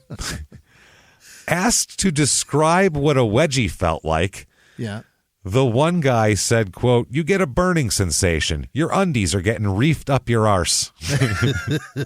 I love this continent. This is amazing. A wedgie is the underwear going in there. It's pressing by against use of the underwear. It's not. It's not going up there. That's the thing. It's being pulled, so it's being pulled tight against your asshole. But there's no way for it to go inside your asshole when it's being pulled from the top. That's not how the leverage goes up. So it's like the tailbone acts as a physics measured against it is really what it is. It's a real pulley sensation. It's a pulley. So I was just going to say that's the crux of the whole thing. And you got you're setting up a pulley situation. So if you're setting up a pulley situation, you can't expect penetration.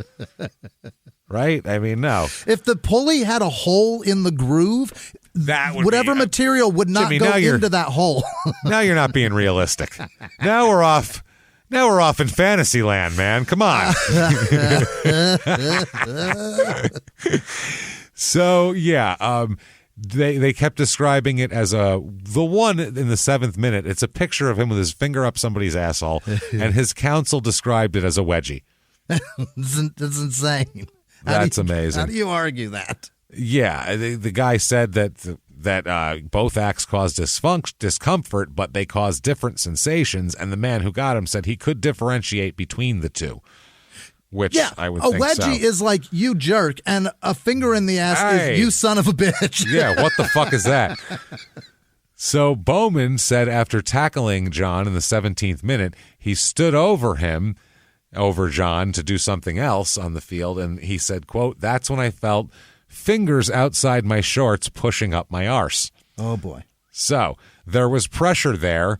I know he was doing it. I know he wasn't doing it accidentally. He was definitely pushing. There was pressure. It was a quote, "I was disgusted. I couldn't believe it. I know it's a tough game, but there's no room for that." That's a really tough game. Yes. I don't want to play the game where you can tackle people and you can fucking stick things up their ass against their will. That's a tough game, man. I don't know how to keep my focus on which defense. I don't know how to do that. Don't tackle me. Oh, God, is anyone behind me? That's really scary. I don't want to do that. Holy shit. So this is fucking wild. They said that Bowman had been the one who's excessive. That's what the defense attorney. He was the one who was excessive, trying to slow John from playing the ball by grabbing his leg. But Bowman said that if John was a man, he wouldn't do that. When pressed, Bowman became angry and said, "If I held your leg, would that give you the right to put your finger right up my arse?" Angrily, he said that. This has happened. Is insane. Someone sat behind a big desk with glasses on and paperwork and a tie, and then this got discussed in front of them. And this guy angrily screamed that at a lawyer, at a man who went to law school. This is if I grabbed your leg, can you digitally rape me? Would that be okay? Would you be all right with that? I mean, they're not calling it what it really. It's fucking rape. You can't just say this. You can't do it. I get it's fun when you put an R in ass, but that doesn't make it not rape. That R indicates something terrible. Yeah, it does. That the R stands for rape. Like, what the fuck? Holy shit. Jesus Christ. That is fucking awful. Like man. A wedgie. I mean, when you feel a wedgie, everybody's had a wedgie. Yeah, everybody's had a wedgie. It's uncomfortable, and you resent the person doing it for a split second, and then it's like it's funny for a minute. But it's the just other as much, is legit panic. It's God, yeah. This isn't good. I'm on a fucking spit, basically. This is bad. I could be roasted at any time. It precipitates a terrible emotion. It's not great. Yeah, a wedgie, just as much, it hurts just as much on your ass crack as your asshole. You know what I mean? It hurts the whole region. It's just as much. Even a taint, you can even get the balls crushed in there. You betcha. If it hits it just right. Yeah. But asshole is the least of your concerns with a wedgie. With a finger, that's a concern. It's something you really got to look out for. You might get like a burn or something on the wrinkle itself, but inside it, not inside it. Yeah, I mean, you get like a friction burn probably from if you have like wool underwear on or something like that. Depending on how cold it is outside. That's what I mean. It could be cold day. You got a wool. Oh boy, I felt the burn on that one. The ones I wear, I feel like they would rip before they'd hurt anything. Yeah, the whole band would come off of like boxer briefs. That's the thing. It would just and I'm a man, so they're all old anyway. Yeah, they would fall right apart. You'd just be left with rings of fabric around your legs. That's all that would be on the tops of your legs. What the hell's going on? Just standing there. So this is a ridiculous argument. Here's another guy, Morrison. He testified, John was trying to pick my arse. It's not a thing that I wanted to happen, and it's not a pleasant thing. Well, no fucking shit. Yeah. Greg Woods said that he told the players to not be swayed by their feeling of revulsion or distaste for the whole thing. Uh-huh. And he was called repeatedly an embarrassment, a disgrace, all that shit. Also, even in London, there was a headline, quote, the sickest thing in sport, rugby league star accused of going up and under with fingers. And then they compared it to Mike Tyson biting Holyfield's ear and stuff like that. It's entirely different. Yeah. I think it's worse, honestly. Yeah, at least your ear is on the outside of your body. Anytime someone goes inside your body involuntarily, that's really wrong. Biting an ear certainly is outside of the play of sport. I'd call it outside the norm, yeah. But there's no sport that finger in the ass is even close to possible. Nothing. There's no points scored for that ever. It's never a thing, no matter what. It's closer to an eye gouge in football underneath the pile. You know what I mean? That's close to that. Closer to that. But this is worse. An ass gouge. The paper said there was Vinnie Jones's infamous grab. Mike Tyson got in on the act by biting a chunk out of Evander Holyfield's ear. But sport has rarely had such a bizarre charge as that leveled against a rugby league hard man. This is fucking amazing. And hard man, Jesus. Hard man, yeah. They call a soccer guy who's tough. They called Vinnie Jones a hard man all the time. Really? That was his big thing. So I think the episode was the hardness of Vinnie Jones. All right. As a matter of fact, yeah, because of that. So anyway, he also, during the 2004 season, while this is going on, he becomes involved with a little bit more when he gets in a heated argument with a touch judge in which he verbally abused the official, and he was suspended again. Yes, he really went after somebody. Then he's caught verbally abusing a 14-year-old ball boy. What? Oh, yeah. The ball boy placed the ball on the sideline of the field rather than throwing it in the infield to him. and he lost his fucking mind, and he went crazy. He apologized later on, though. He said, quote, he was not aware of the proper interpretation of the rule, and he was in the wrong. Proper interpretation of the rule that you're not supposed to yell at children who are on the... Imagine a baseball player yelling at the bat boy. You'd be like, what the fuck is wrong with you? What are you, crazy? That's a child. He's not supposed to be good at this. You know what I'm saying? Right. You get paid $8 million a year. He has to go to math class tomorrow. Like, this is... Fuck out of here yelling at him. I don't watch tennis, but there's an amazing video of a tennis player who returns a ball and drills the ball girl, like right in the fucking face. And he runs over to apologize and like fix her cap for her and kisses her on the head. And like really, there's an absolute like visual mea culpa. That's what you should be doing if you like interpret anything or fire a ball at a kid. Anything that's thoroughly apologize to that kid. Otherwise, they're going to hate the sport. Yeah, Jesus. One of the stars just yelled at me. At least he didn't finger his asshole, so that's good. Yeah. At least he didn't bend him over. The ball boy here, he apologized to him, and they said that he called him on the phone to apologize after insulting him. And, that's what's pretty funny. Well, it's too late at that point. You've insulted him. That's what they said. John has rung the boy to apologize for the incident and accepted that he was not aware of the proper interpretation of the rule. Oh, the kid wasn't aware of it. I don't know. Maybe because he's 14. Because he doesn't do this for a living. He's 14 years old. Anything you let a kid do, expect it to get fucked up and be thrilled if it gets done right. You know what I mean?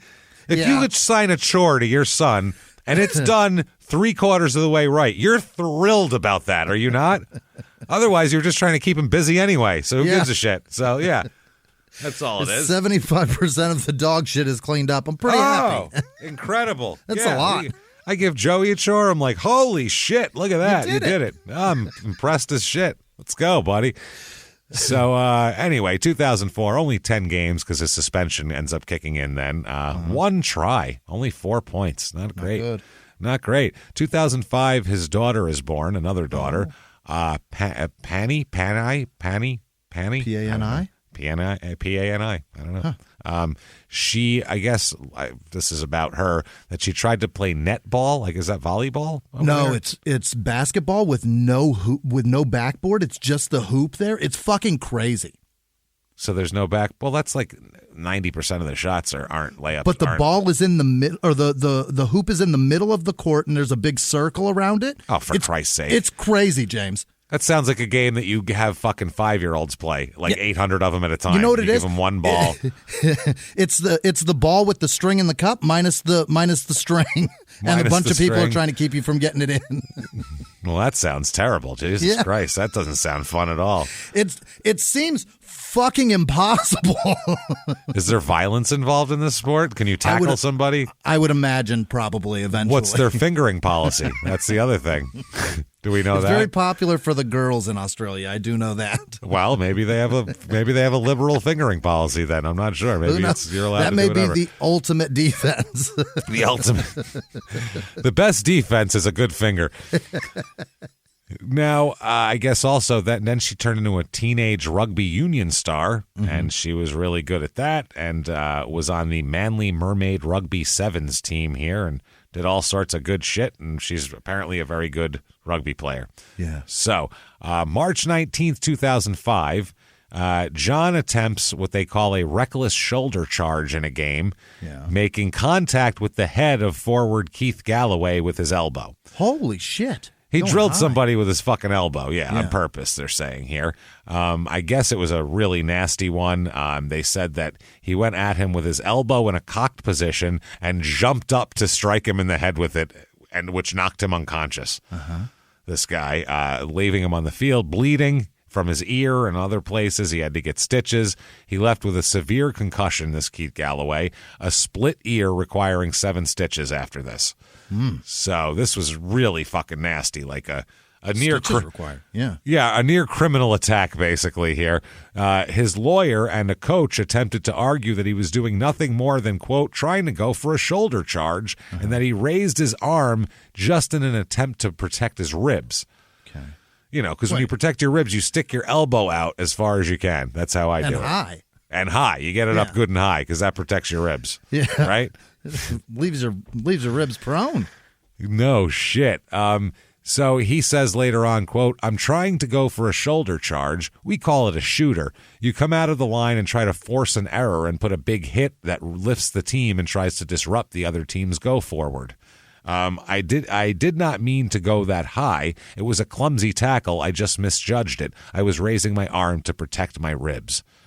And then he said that he apologized to Galloway for the incident, too. He said, I will now suffer the consequences, but I know in my heart there was no intention of doing anything outside the rules. He said, during my career, I've always tried to play hard and tough, but fair. Yeah. No. That's not fair at all. You can never, ever, ever, ever, ever say that. That is fucking crazy. So anyway, they said, given the player's previous record, the board of the club was given no alternative but to take action.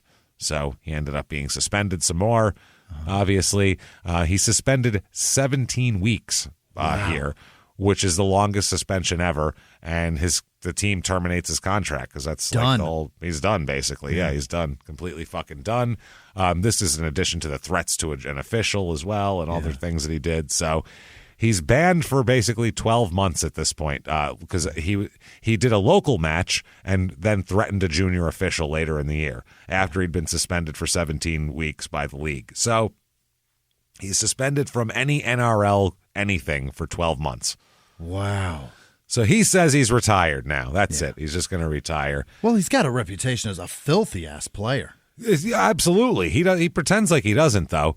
He has a press conference to call his retirement, and he thanks his wife Brenda and his 8 at the time children. Jesus. He said, my one wish left in my football career was to do a lap of honor after my final game with my children. That can't happen now. But not everything in life ends the way you want it. I bear no bitterness toward the club for terminating my contract. They had no choice to do what they did. The Manly Club were fantastic in supporting me. I want to make it clear that I don't want to go to England and play, and I don't want to play with any other club. My career is over, and I've come to terms with that. My life will now revolve around my beautiful wife, Brenda, and my 8 children. I promise I never tried to maim Keith Galloway. Is also what he says. It was simply a shoulder charge gone wrong. In a split second, I messed it up, and I thank God that he isn't badly injured. People are predicting I'll play again. I won't. If I can't play with the club I love, then I won't play. He's acting like this is the brown stain on his career. Yeah, that was a big thing. That's all. No one cares about that. You fingered people. Like 8 people you fingered. Yeah. That's crazy. That's a lot of fingering. He said, I have played for Manly and for NSW and Australia, and I'm proud of that. Please don't feel sorry for me. I am now prepared for retirement with a clear mind and proud that I will always be welcome at the Manly Club. His teammates, one guy, former teammate, said he's a great player. I've played a lot of footy with him. It's just a shame these things happen. Another teammate said, obviously it's bad for John. He has a family to look after, and now his career seems to be at an end. I guess I feel sorry for him, but the judiciary also had to act on what was presented to them. He's obviously done the wrong thing, and he's paid the price. It's a pretty harsh price to pay, but they were put in a situation where they had to act and have acted accordingly. I don't think he went out there and meant to do it, but it's obviously gone wrong, and he has to pay the penalty, and everyone has to move on. The NRL chief executive, David Gallup, said, the shame will be that John's career will be remembered for something that he did other than his football. Yeah. His fingers. Yeah. Big finger here. And they're talking about the elbow. That's unbelievable. Yeah, it's bullshit because, the elbow's bad, but the finger, at least an elbow seems to be in the realm of normal for a fucking rugby game, at least. Right. You know, it'd be like taking the legs out from under somebody in basketball. Like, it's horrible. It's cheap. It's shitty. Mm-hmm. You could end a guy's career. There's no reason to do it, but it's also sort of in the game. Right. At least nobody was like, I'll finger you while you're on the ground. That's not part of the game. So 2006, he's got nothing to do. He can't play rugby, so he decides, I'll be a professional boxer. Fuck it. He's violent enough, yeah. Why not? So that's what he said. He's only used elbows and fingers so far, though. I haven't seen him throw any fists yet. But apparently he does, and he makes his boxing debut on May 17th, 2006 against Frank Faasolo, whose nickname is, where the fuck is his? Oh, no, he doesn't have a nickname. Never mind. This guy needs one. he needs a nickname pretty goddamn bad here. He fights him, and he tries to challenge a rugby player to a fight too, but they won't fight him here. Yeah. Frank Faasolo actually is. He's the Big Ship. Frank the Big Ship Faasolo here. We just call him the Big Ship because that last name is a nightmare. That's a tough one. 1-2-0 is Frank, and John TKOs him in 47 seconds. Wow. So he's 1-0.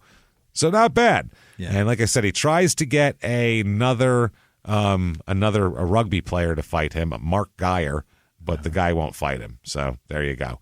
So instead he fights a guy named Alex Mene, Mene, which still, your name is Mean. That's pretty goddamn cool.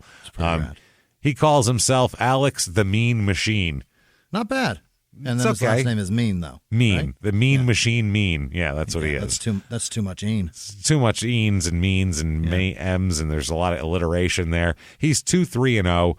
Luckily, John beats the nickname out of him, I hope. And 58 seconds, a TKO. Wow, that's quick. So two of them in under a minute. He's 2-0. Another guy, his next fight is against a former rugby league player named Anthony Fowler. Okay. And they had previously fought 15 years earlier in an under-17 representative match in rugby. They fought on the field. But apparently that's back then, and now they get to fight with gloves on. And this is at a basketball stadium in Bundamba. Yeah. I don't know. How the fuck do you say that? Okay. So it's Anthony Chucky Fowler, and this is his debut. Like I said, he's a former rugby player, and maybe he should go back to rugby because John knocks him out in 34 seconds. Or is John just that good? Well, these guys aren't good fighters either. So he's a good puncher. He's got power, and these guys suck. So if you add those two together, you're getting a lot of knockouts. Mm-hmm. Next up at the Magic Millions complex in 2006, November 17th, he fights Oscar Talamira. His nickname is Oscar the Boxer. Oscar, come on, man. He's 2-6-0, this guy, and I'm happy that he's been beaten up 6 times for that dumb nickname. He's trying so hard to. That's not good. But not even Oscar the. You could be Oscar the Boxer or Oscar the Boxer, but you can't be Oscar the Boxer. That doesn't make fucking sense. Even what are you? That's your nickname? Have you ever been to Boston? Come on. How much brain damage do you have? Yeah, you pick an accent here. What are you doing? He knocks him down a couple of times, and then finally the ref stops the fight at 2 minutes and 30 seconds. So, yeah, not bad. Quick KO again. Not bad at all. 4-0 for John. Yeah. Next up, he's going to the rugby grounds in Townsville, where he fights Hirima T-Man Tarangi. Yep, T-Man that's what we're going with. T-Man, who's 0-8. Oh, no. So that's terrible. He should be retirement man is what he should be. He should be fucking... Jesus Christ. That's not... He's low T-man is what he is. He's guys not real aggressive here. He is... he gets knocked out in 45 seconds, old T-man. He goes down. I'm sorry. He lasts till the 4th round. Gets knocked out 45 seconds in the 4th round. Okay. But he goes down multiple times in the 3rd and the 4th. He gets the shit beaten out of him, this guy. Next up, at the Entertainment Center in Sydney in March of 2007, Richard Tutaki, who goes by the Tutaki Express Train. Hell yeah. Richard the Tutaki Express Train Tutaki, who's 16-15-1. Okay. This guy's got a lot of experience. Yeah. But John wins by KO again. Mm-hmm. So he does it. Not too fucking shabby here. Apparently, this guy was a heavy hitter, too, old Tutaki. He also goes by Tootin' Tutaki. There's another nickname he goes by. It was a lot of body blows that dropped him, I guess. So he dropped him with body blows. Oh, those are the fucking worst. Watching that happen, I can see somebody get punched in the face a lot, and when they go down, I go, well, yeah, of course they go down. But when somebody gets punched in the belly and they go down, I want to go down. Yeah, you know they got hit hard. God, they had all the air taken from them, and you know it. Now, after the fight, the IBF junior welterweight champion who watched the fight said that John was an embarrassment to the sport of boxing, and he was disgusted with what he saw. That's fucking awesome. He said, quote, footballers like them think they can box turns what is a scientific and artistic sport into a circus. They're making fools out of themselves and fools out of a sport I love. I despise them and everything they stand for. That's the same way I feel about actors that get into comedy. Yes. Yes. If you're famous and then you're like, I don't know, I just want to go to Hilarities in Cleveland for the weekend. Fuck you. That Go guy act. from the Entourage. Fuck off, you prick. Stay out of here. You're going backwards. Right. That's what you're doing. You're going backwards. People get into comedy to jump their way into acting, to jump the audition pool. That's why they got into comedy back in the day. Not the other way around, dipshit. You just think it's fun. Yeah, you're having a great time. It's you hanging on and still getting laid. That's what you're trying to do. Yeah. You're trying to fuck people. Get out of here. I'm going to go back to the punk rock clubs. No, you're not. Shut up, Pearl Jam, and play your stadium. Play Jeremy. Let's go. Jesus Christ. There's some punk band who can't play that venue now because you think it's fun to play fucking Alive there. Eat dicks. You don't get to be anti-establishment anymore. You are the establishment, you fuck. Yeah, you're crooning daughter in a fucking place with unfinished walls. What do you want from us?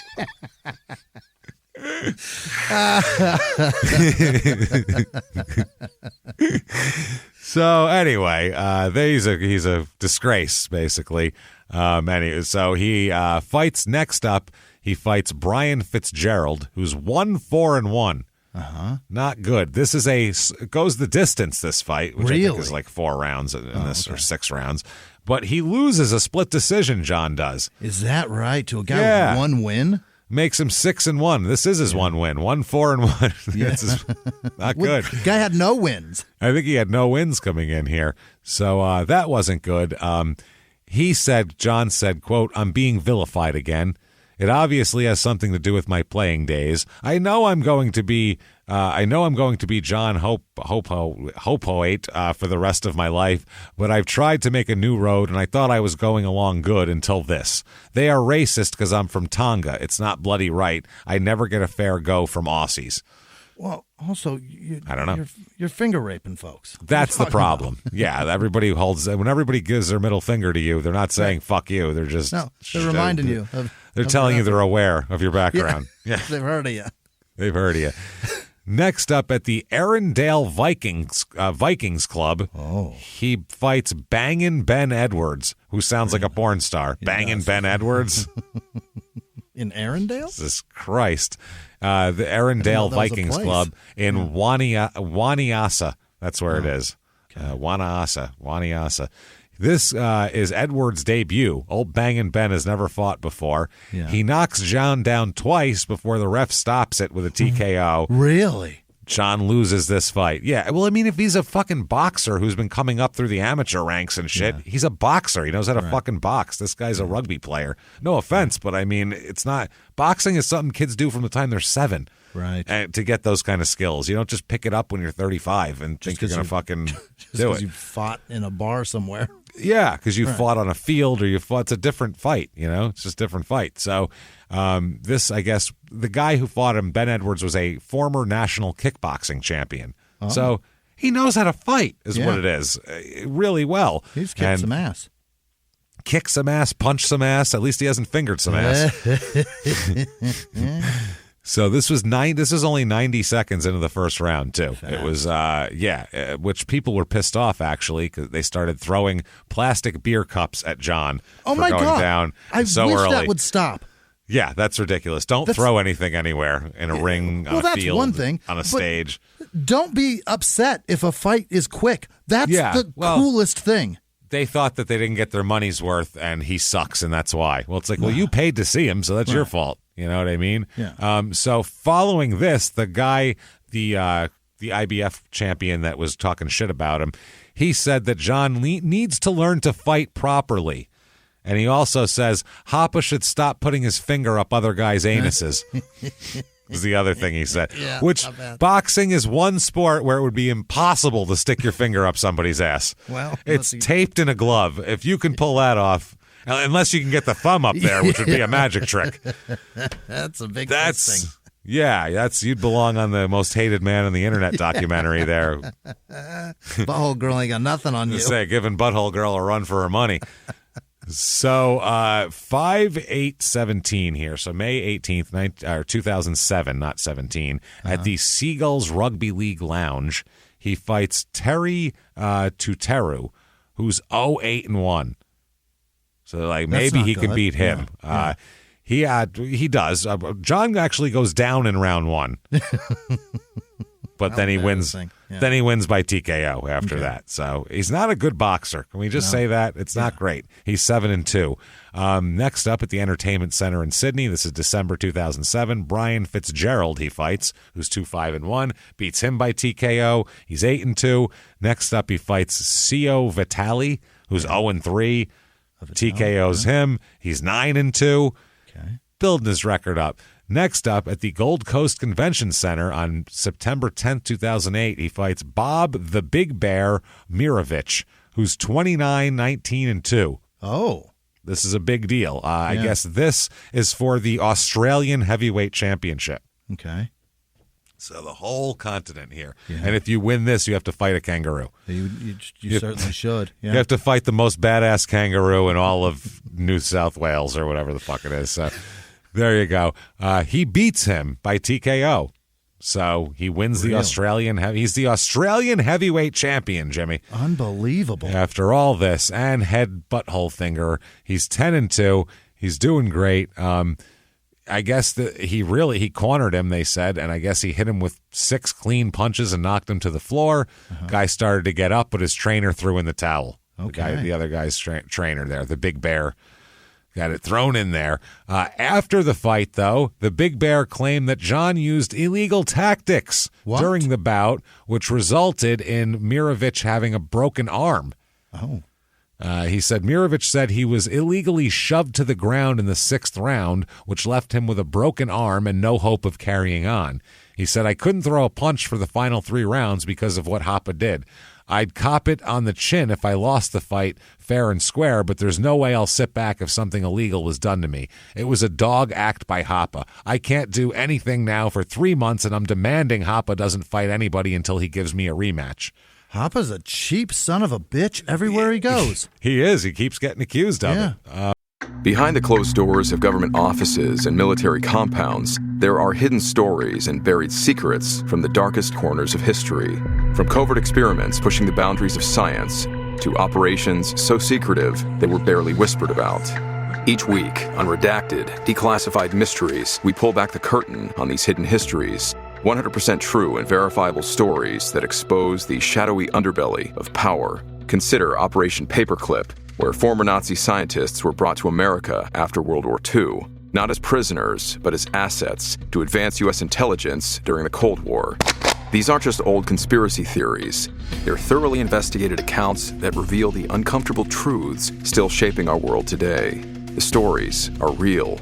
The secrets are shocking. Follow Redacted, Declassified Mysteries on the Wondery app or wherever you get your podcasts. You can listen to Redacted early and ad-free right now on Wondery Plus.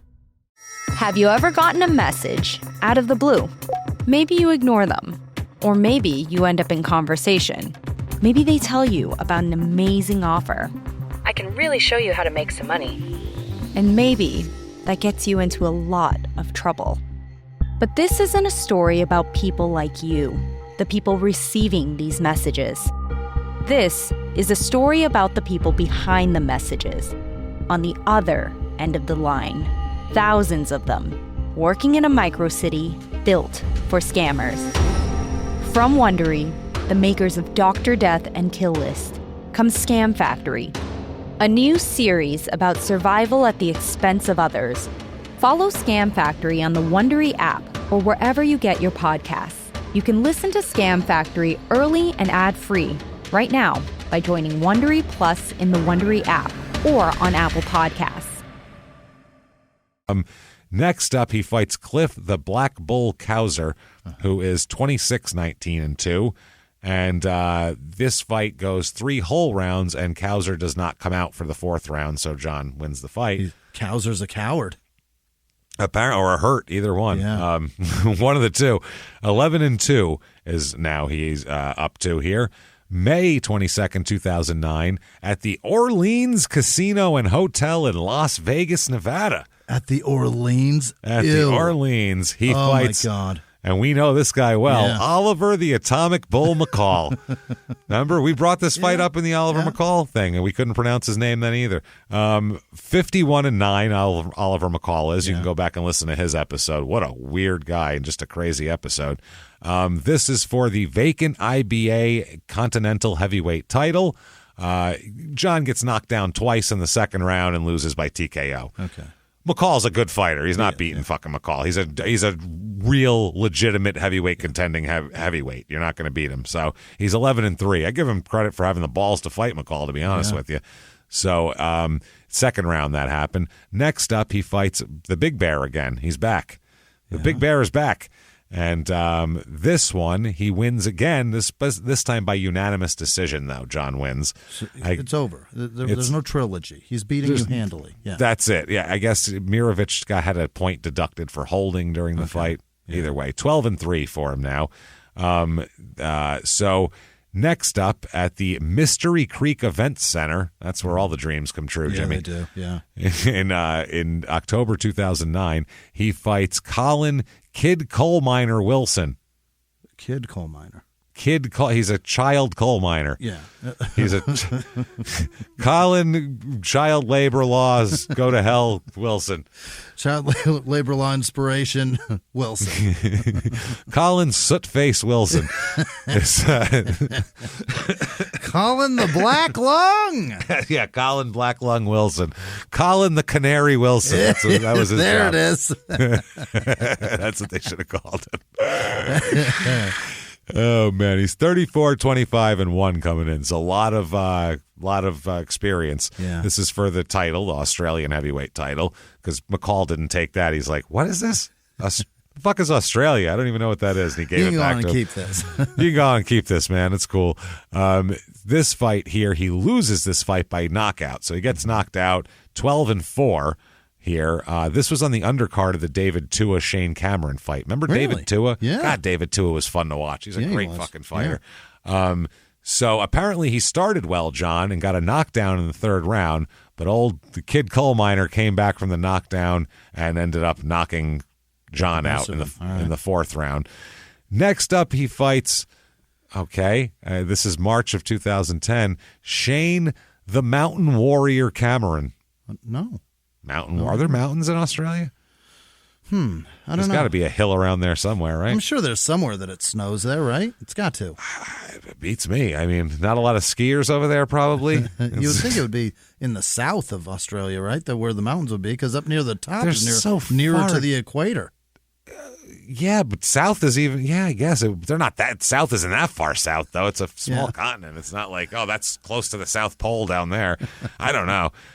Either way, he loses, John does, by DQ. 23-2 this guy was, so he's a real fighter. Good fighter. John loses by DQ for, quote, holding, wrestling, and ignoring warnings in both rounds. He just gave up holding, on the rules. Wrestling. What the fuck? So that's ridiculous. November 2010, the NRL has him talk to some NRL players. Okay. Come in and tell him, what not to do, things like that. That's one the of those. only reason to talk to him, right? I would hey, I fucked up. You don't fuck up. The article says up-and-coming rugby league players gathered to hear the words of wisdom from legends of two of Australia's major football codes. The aspiring players were from under-20s teams of major clubs. Don't send this guy to Jesus Christ. They sent Sid Going along with John. And they shared advice from years of representative football. The players met here. They viewed news clippings, all this shit. Then John urged the young men to give a total commitment to the game, but keep their personal standards high. Yeah, that's hilarious. Maintain morality, boys. No shit, Jesus Christ. Apparently, this is like a Mormon thing. Along with Going and John, all of these kids are Mormon rugby players. Oh, yeah. So they really want to get into that whole deal here. So it's like a keep everything high, go on your missions. It's all that kind of shit. They said that they shouldn't be affected by the hard living lifestyle of many players. And they said that in the long run, the church believes that a clean lifestyle amongst players will make the game significantly better than it presently is. I don't know. So that's what I want to see. A bunch of fucking Mormons running around playing a violent game. No. Give me guys that just got out of prison. Yeah. That's what I want. Just got out of prison. Yeah. Just got out of prison. Cigarettes. Smoking cigarettes, giant lines of coke off their helmets and football, then get on in there. Let's see what you got. That's what I want to see. I don't give a fuck. So make it entertaining. They said he told the players to, the most important step right now is for you to surround yourself with good friends who will not influence you away from your standards and family values. Have no fear, keep your faith, be strong, be smart, and know that kids everywhere are watching your every move. Mm-hmm. There you go. He also told of the time when he made some serious errors in his career. I would say so. And he said, we should all learn from the lessons of others, and hopefully you will learn from my mistakes as well as the good things I did for the game. Well, yeah, Jesus Christ. Yeah. So he's telling them, hey, straight and narrow. Yes. Now, a couple months later, in December of 2010, December 19th, as a matter of fact, he's in the Christmas spirit, Jimmy. Let's just say that. He's giving. He's giving. He's giving an ass kicking is what he's giving. He's apparently works at a nightclub, and we'll talk about that as well, the Trademark Hotel, which is a kind of an infamous joint here. Really? I guess he's listed officially in the employment as like a guy he's like a bartender, but mainly he's there to like kick people's asses, I guess. Like he's the enforcer? Keep shit on the up he's and up not around here? The only bouncer. It's very strange here, but he's charged with serious assault while he's doing this here. Really? Yeah, apparently it occurred about 11 p.m. on a Saturday night. 3 men tried to enter the Trademark Hotel and were refused entry by security because they were already drunk. Yeah. So apparently one of the trio allegedly made threats toward the security guards, which made the guards and bouncers chase after them down the street. Oh, which, boy.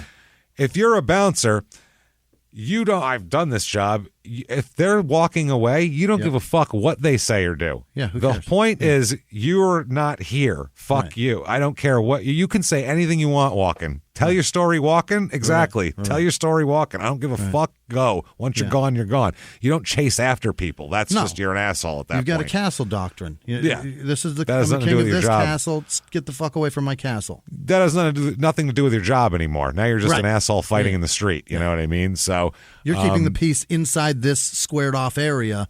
That's it. That's it. In here, my word means something. On the sidewalk, it doesn't. So then it's just a fight between two idiots. So apparently they chased after them through the streets, and there was a big subsequent brawl in the streets with the bouncers and these 3 drunk guys. A 33-year-old man suffered head injuries and was rushed to St. Vincent's Hospital, where he underwent surgery and remained in serious condition. One of them said, unfortunately, he has to undergo brain surgery as a result of an assault up at King's Cross. He was stomped. Oh, he was. It gets worse too. Another bouncer ends up being arrested and charged with assault, occasioning actual bodily harm and a fray, resulting to the assault of a 27-year-old man. Keep posted on that. Well, that's at first. We'll find out what happens there because that man slips into a coma, as we'll talk about. So one of the bouncers is responsible for that. John is believed to be the security guard who's been charged with assault on somebody else, which he is.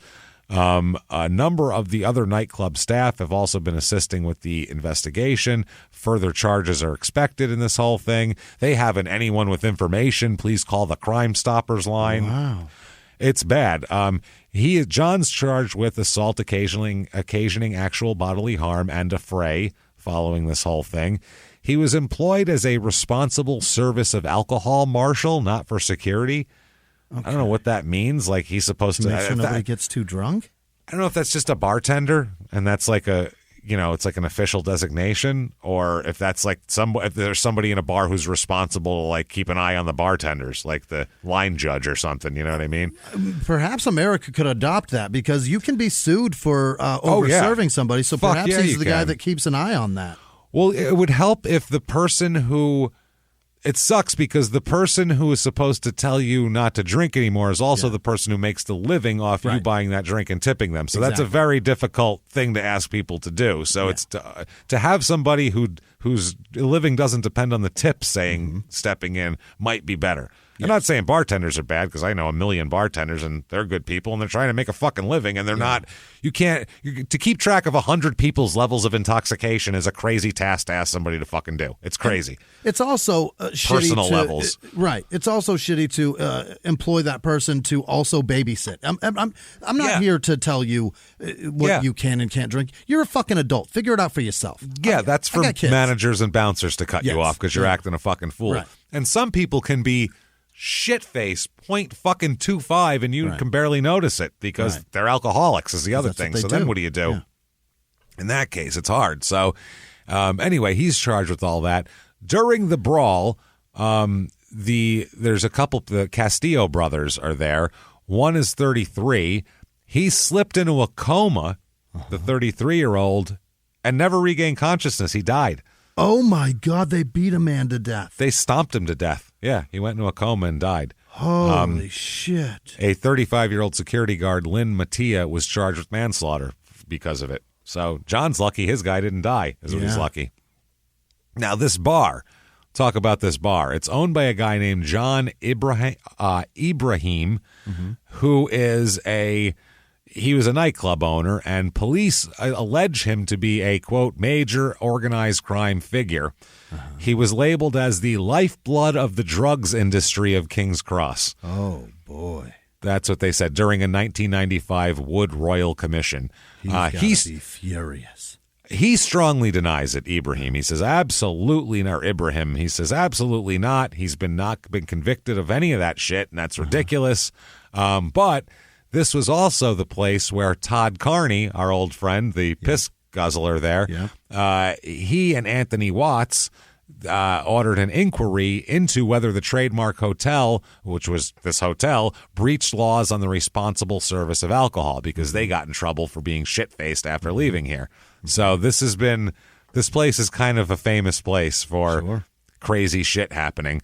I guess this inquiry here followed the whole John situation here with the guy dying and everything like that. So it was reported that between July 2009 and January 2011, 529 assaults occurred either at the Trademark with security staff involvement or near the venue, like right around the front door, like where fights happen. That were documented. So there was way more. 529 assaults in less than 2 years. And Think we about aren't that. And we aren't parsing between types of assaults. This is just all around This assaults. is assaults. Yeah, this could be oh my God. This is fucking crazy. Like, I worked at a bar for 2 years. There's, once a week there'd be some physicality or whatever. A real brawl, maybe, once every few months. Yeah. No, this wasn't a 529 in a year and a half. Insane. It's insanity. That's fucking crazy, man.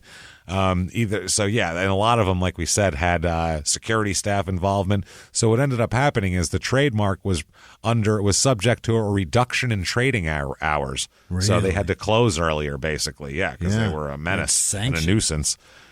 Absolutely. They had to sanction a bar here, and they increased security by scanning with metal detectors. So I don't know what good that did. If it did do any good, maybe. So in court in April, John pleaded guilty to assaulting the man outside the nightclub because he had no choice here. His lawyer told the court that he was provoked and hit on the head with a belt buckle. Okay. So you should be lenient. He said the victim produced a paint scraper and showed it to security instead of being when he was asked to leave. And he didn't leave. He just pulled out a paint scraper like, I'm not going nowhere. I'll cut you with a paint scraper. Who runs what? That's paint scraper. Bizarre weapon to carry. They're like, it's pointy. Fuck it. I mean, I'm going to scrape you good. So I guess they then said the victim picked up a table, lifted it over his head, and dropped it on the floor. So he started tearing up the joint. They said that he did that. Then they said there was no physical contact, and John then acted in self-defense after that. Then, after John acted in self-defense, the man ran away. Then John chased after him. Yeah, you can't do that. which is, you can't do that either. Then he said that the lawyer even admitted that he overstepped the mark when John punched and kicked the victim while he was restrained on the ground. They were holding him and he was just kicking him. This is fucking crazy. He suffered facial injuries. His brother died. So witnesses did say, and the magistrate accepted, that Mr. Castillo unbuckled his belt and hit John with it. But she said John stepped over the line when she was punching and kicking him when he was on the ground, so that's worse. She said that with his physical size, much bigger than the guy he beat up, and experience of playing rugby and boxing, he should be able to exercise self-control. Do you know who he is? No. John said, I did exercise self-control. Ask him how his asshole feels. Fine. Is he bleeding from the back? I really wanted to jam something up there. You know what I mean? A lot of beer bottles around and stuff. Trust me, a lot of self-restraint. Really, though, if you ever get into an altercation after being in a bar that you walked through a metal detector to buy a Corona, it's 50% on you, right? Yeah, absolutely. You know what I mean? Yeah. In there. But if you run know. away and the bouncers beat the shit out of you, that's certainly different. On them. Yeah. But you should know, hey, this place might be dangerous. They're wanding everyone. This place is rough. Yeah. That's rough. This is kind of shitty. So anyway, this all happens here. They asked for leniency for the assault and malicious damage charges, but they said the common assault and affray were dropped. And he ended up he's volunteering with troubled children right now. So they're trying to say that. So they give him, what is the final thing here? You, sir, may fuck off a 12-month good behavior bond, and he's fined $1,000. Okay. And $79 in court costs as well. Okay. From there, he has some problems with a parking officer. Now we're getting parking tickets too? Well, a cop was trying to give him a ticket, a parking officer trying to give him a ticket, and he said, touch my car and you'll fucking cop it. Oh. I don't know what that means. Yeah, I guess so. An ass kicking, I suppose. Mm-hmm. So they said that he was abusing this guy. Anthony Bugie was his name, as he wrote a ticket for John's BMW, and he told the officer told him to step back, and John said, go ahead, this ain't my words. Go ahead, you little faggot. Touch my car and you'll fucking cop it. Wow. That's what he said to someone with a badge on. Then he said, the cop said, well, I'm giving you the ticket. And John said, you're big behind your uniform. Take it off, and if you ever come back here, I'll fucking kill you. Yeah, you're not allowed to do that. That's really getting after it. That's getting after it. And then they have closed footage TV. You know, they have fucking video security cameras, surveillance footage of while he's saying this, he is, quote, drawing his fingers across his neck in a throat-cutting gesture. So he's like, the cop's like, that's when he said he was going to kill me during that part. When he did that, that's what they're like, well, yeah. He said he felt intimidated due to John's size and level of aggression. But during an interview, John told the officers that while he abused the parking ranger, he did not believe that the guy was intimidated by him. Mm-hmm. Okay, interesting. He said, in fact, the officer blew him a kiss and stuck his finger up at him as he drove off. That's pretty impressive. I love it. Once he was in the car with his foot on the gas, then he wasn't intimidated anymore because he can drive faster than you can run. Outside the car, he wasn't doing any of that, was he? And the finger, like I said, he was just showing you respect. That's in America, you got to watch your mouth with shit like that, because if you do anything after saying those words and that gesture, that's now a hate crime. Oh, fuck a hate crime. It's not even that. That's assault if you do it. You can't threaten a police officer with murder. Hate crime on a police officer and it's not good. The gay slurs, you can get yourself in trouble, mate. Oh, yeah. I don't know if he would actually have to be gay for that to be a hate crime. I don't think so. You just have to say it and believe it, I guess. Oh, okay. Well, maybe. Yeah, I don't know the law exactly on that one, so we haven't really covered that much on small town murder. I got to assume that if you call somebody that and that's like and they blew a kiss at you, I don't know. Got to imply, right? I wonder if he blew the kiss first, would it make a difference? We're really getting deep. I'm not sure. So this, by the way, this happened at 3 a.m. also, which is fun. They also stated that they brought up multiple times who he worked for, the guy who's the alleged, drug king of the area here. So he had to plead guilty to intimidating the ranger, is what he did here. They asked for, mercy. They said he's a good religious family man who happens to threaten policemen's lives at 3 o'clock in the morning on the street. That's a very religious family man there. That's what they're known for. The judge said he hasn't exhibited that on this day, has he? And the lawyer said that he admits to calling the ranger a, quote, wannabe cop and swearing at him. He said that did happen. She said he had only parked illegally because, quote, parking is at a premium around the clubs around there where he works as a security guard to support his 10 children. He said, and you've got a parking officer who stuck his fingers up and blew a kiss. I mean, of course he's going to get angry. The judge said that the parking ranger had just been doing his job. He said, quote, here's a man who was going about what he was required to do, and he's threatened because he had inconvenienced someone. You, sir, may fuck off. He is fined $400. Oh, okay. Well, that's a steep parking offense, too. That's a good ticket. Yeah, it's a steep ticket here.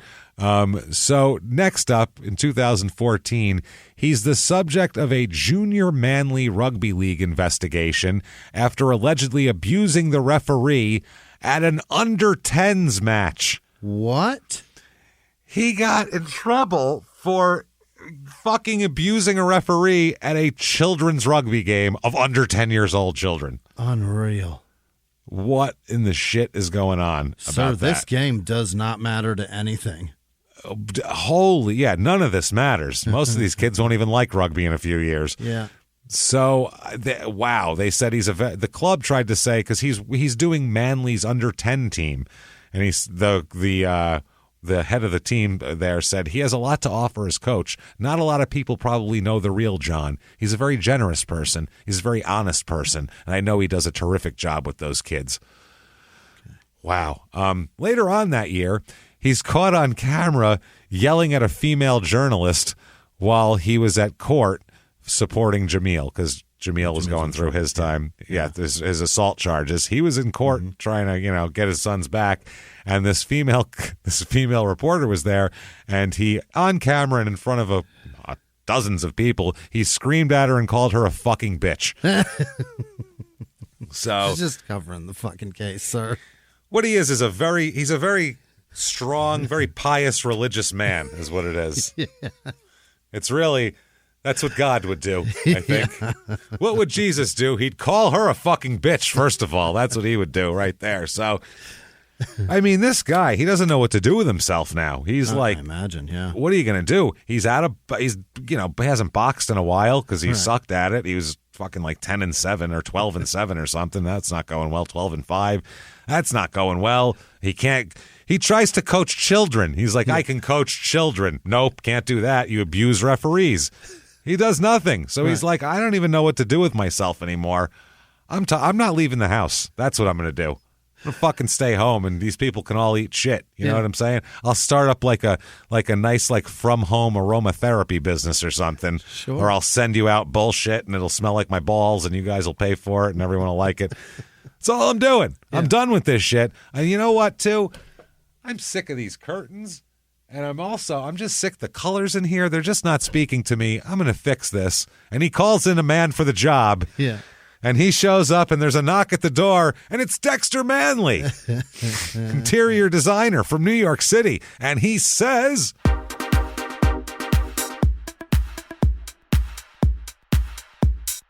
how is it you've come to arrive here? Oh, my God. You, sir, I'm sorry to say it. I don't know, you're Tongan and you're white trash is what you are. I'm sorry. Totally. This has nothing to do with who you are inside. On the outside, it's all white trash. See, everything you're doing is trashy. That's what you're doing. You fingered people's buttholes like against their will. Like, it's fine if you're just gonna, like, if that's what you're into and the other person's into it and it's consensual. Great. This, sir, no, that's trash. I'm sorry. You nearly stomped a man to death on the street. Like, total trash. I mean, good God. It's pretty trashy behavior. You're threatening little tiny people. Little tiny run around people. Do you understand? Do you understand the raging boner Vince McMahon has for you out in the van right now? Like, I had to tell him he can't because you're involved in sexual things and he fingers buttholes and it just doesn't look good if you're together. Like, if someone sees a picture, it's over for both of you. You know what I mean? So anyway, you're trash. You're disgusting. Screaming derogatory gay slurs. Yeah. No, I'm sorry. No, you are gross and trash. I don't like your house either, and I'm not going to fix it. So just fuck you, dude. You're trash. Okay, bye. And poof, in a cloud of feathers and boas, he's gone. And John is very confused. He's punching the air. He doesn't know what's going on. He tried to finger nothing. Come here. Yeah, wow, where'd you go? A handful of feather boa. Damn it. Just one feather in his hand. Son of a bitch. He's so angry. So 2016... Can he coach again, maybe? Oh, my God. He started just coaching Manly's SG Ball Cup side. What the fuck is that? What? You can't have that man involved in anything called Ball Cup. Ball Cup? No, you can't have him involved in that. And then the NRL claimed that he was not fit and proper character to mentor young and impressionable men. Uh-huh. Yeah, threatening the team with a breach notice if they didn't get rid of John from coaching. I guess it had been okayed by the NSWRL, which is the Elite Under-18s governing body, but the one above that said no. Wow, that's wild. So he ends up he had to earn a coaching certificate, which he'd have to do, which required a working with children check, I guess, to make sure that you don't finger their buttholes. Background check? Yeah, like a background check. And they said the NRL's been in talks with Manly about the matter for some time, and those talks are going on, but they're not clearing him to coach. And the NRL said he's not registered to coach. He's taken this, and John has taken the matter to the Supreme Court. The NRL is contesting his case and has not changed its stance at all. Now, he wrote on social media, John did, "I'm back. NRL asked me if we can withdraw the court proceedings because they don't have jurisdiction over SG Ball, so I can coach this week, Chiho." Okay. Following up with the hashtag, "No hard feelings, time to move on and let's let the past be the past." Jesus. And they said, no, we didn't fucking clear him for shit. The NRL tweeted, "The NRL has not," in capital letters, "cleared John to coach Manly's SG Ball side." So, yeah, they threatened to fine Manly $1 million and John $100,000 if he continued to coach. Wow, that's steep. Yeah, that is silly. So while all of this is going on, he's trying to say what good moral character he has, and he should be allowed to be around children and guide their young lives. He's arrested and charged with common assault after beating the shit out of a supermarket employee. Oh, my. Why is he so mad? He's so fucking mad, dude. And then does he beat people up and he's like, "Now let me tell you a little bit about Jesus Christ. Huh? What do you think about that? Ever wanted your own planet? Because I can give it to you." Why is he so angry? So fucking mad. He was arrested, charged with that common assault after an incident involving an employee of the Crow's Nest supermarket. Holy shit. They allege that he was in the supermarket about 10 a.m. 10 a.m.? In the morning. You don't fight in a supermarket at 10 a.m. You have problems, man. People I'm are not ready to fight avocado shit. toast at this time. I'm not ready to fight anything at 10 a.m. Nothing. I don't care what happens at 10 a.m. He became verbally involved in a verbal argument with a 40-year-old staff member, whatever, employee there.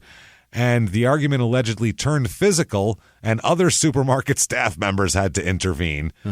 John then left the supermarket. Yeah, that's fucking wild here. They said about they ended up going in, and the guy ended up pressing charges, and they charged him with that shit. So his version in court was, quote, "We shook hands and made up, and he gave me a box of apples and some bananas to take home to the kids, and the next thing you know, I was being charged with assault." Do you think that's probably what happened? Do you think they made up and hugged and everything's fine? My bad, my bad too. Take some bananas and apples. gifted him some fruit, and then decided to press charges against him. Do you think that's probably... Does that sound logical to you? Doesn't sound good. No, it doesn't sound like an accurate portrayal of the moment. No, not at all. He apparently threw punches at this guy, too. Jesus. It's not like he just shoved him up against the Lucky Charms. Like, he fucking knocked all the rice-a-roni down. He punched him. How crazy angry he is mind-boggling. It's wild. He told the court that he was definitely sorry for what happened. I mean, Jesus Christ. Earlier in the day... The judge asked him if he was sorry. He said definitely sorry for what happened. Outside the court 10 minutes before that, a reporter asked him if he was sorry for what happened, and he said, "Are you sorry for asking dumb questions?" So he treats certain people differently than other people. I guess he told the people here that he had a 75% share in a deli operating within a super fresh supermarket in Crow's Nest, which was where he was here, okay?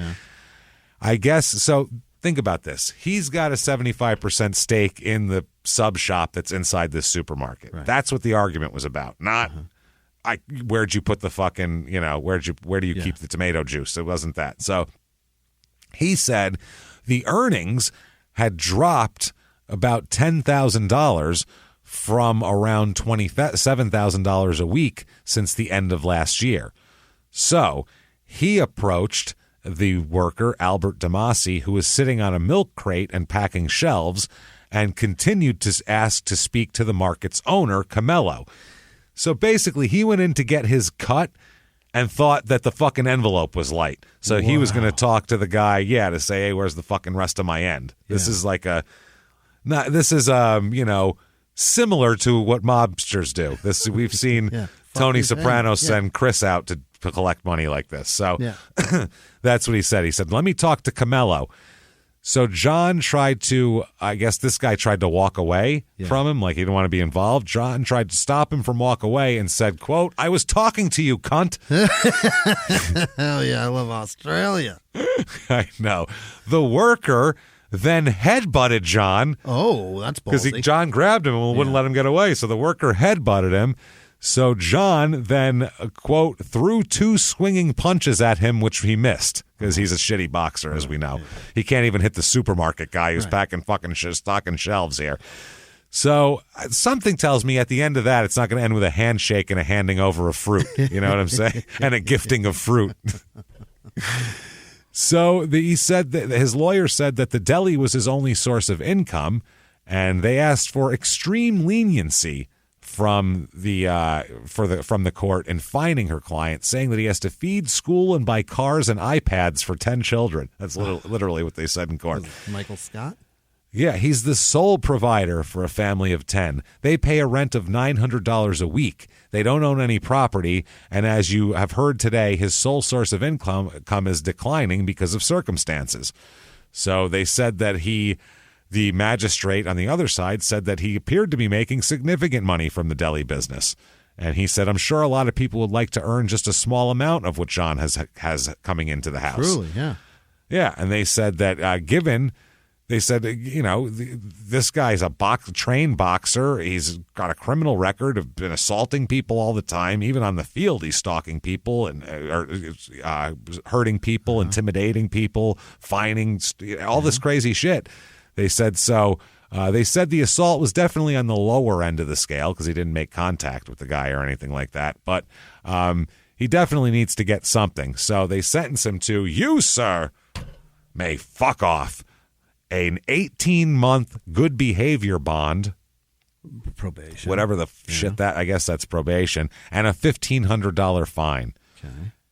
Inside the court, he was real contrite too. Yeah. I'm sorry, clean up my act. Outside the report, outside the court to the reporters, he said, quote, there's murderers and there's other cases they should be focusing on. So, fucking liar. I'm just a small menace. I'm just a tiny menace. Yeah, just if you're fucking with me personally.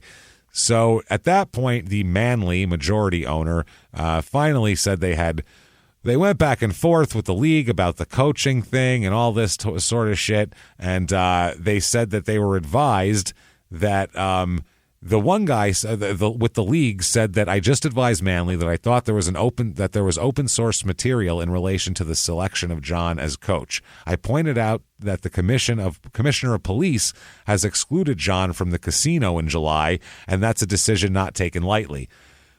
In casino, do you remember when guys were banned from the casino and you're on the list? You had to be a real bad fucking guy to get on that list. You had to be like a gangster to get on that list, not just a fuck up. You fucking earn it. He got banned from casino, so that tells you something. The holdings we have to make the decision are confidential. There's open-sourced information about his links to organized crime figures, and I thought Manley needed to take that into account. I just advised the NRL that they needed to have a look at the open-sourced material available for John regarding his position.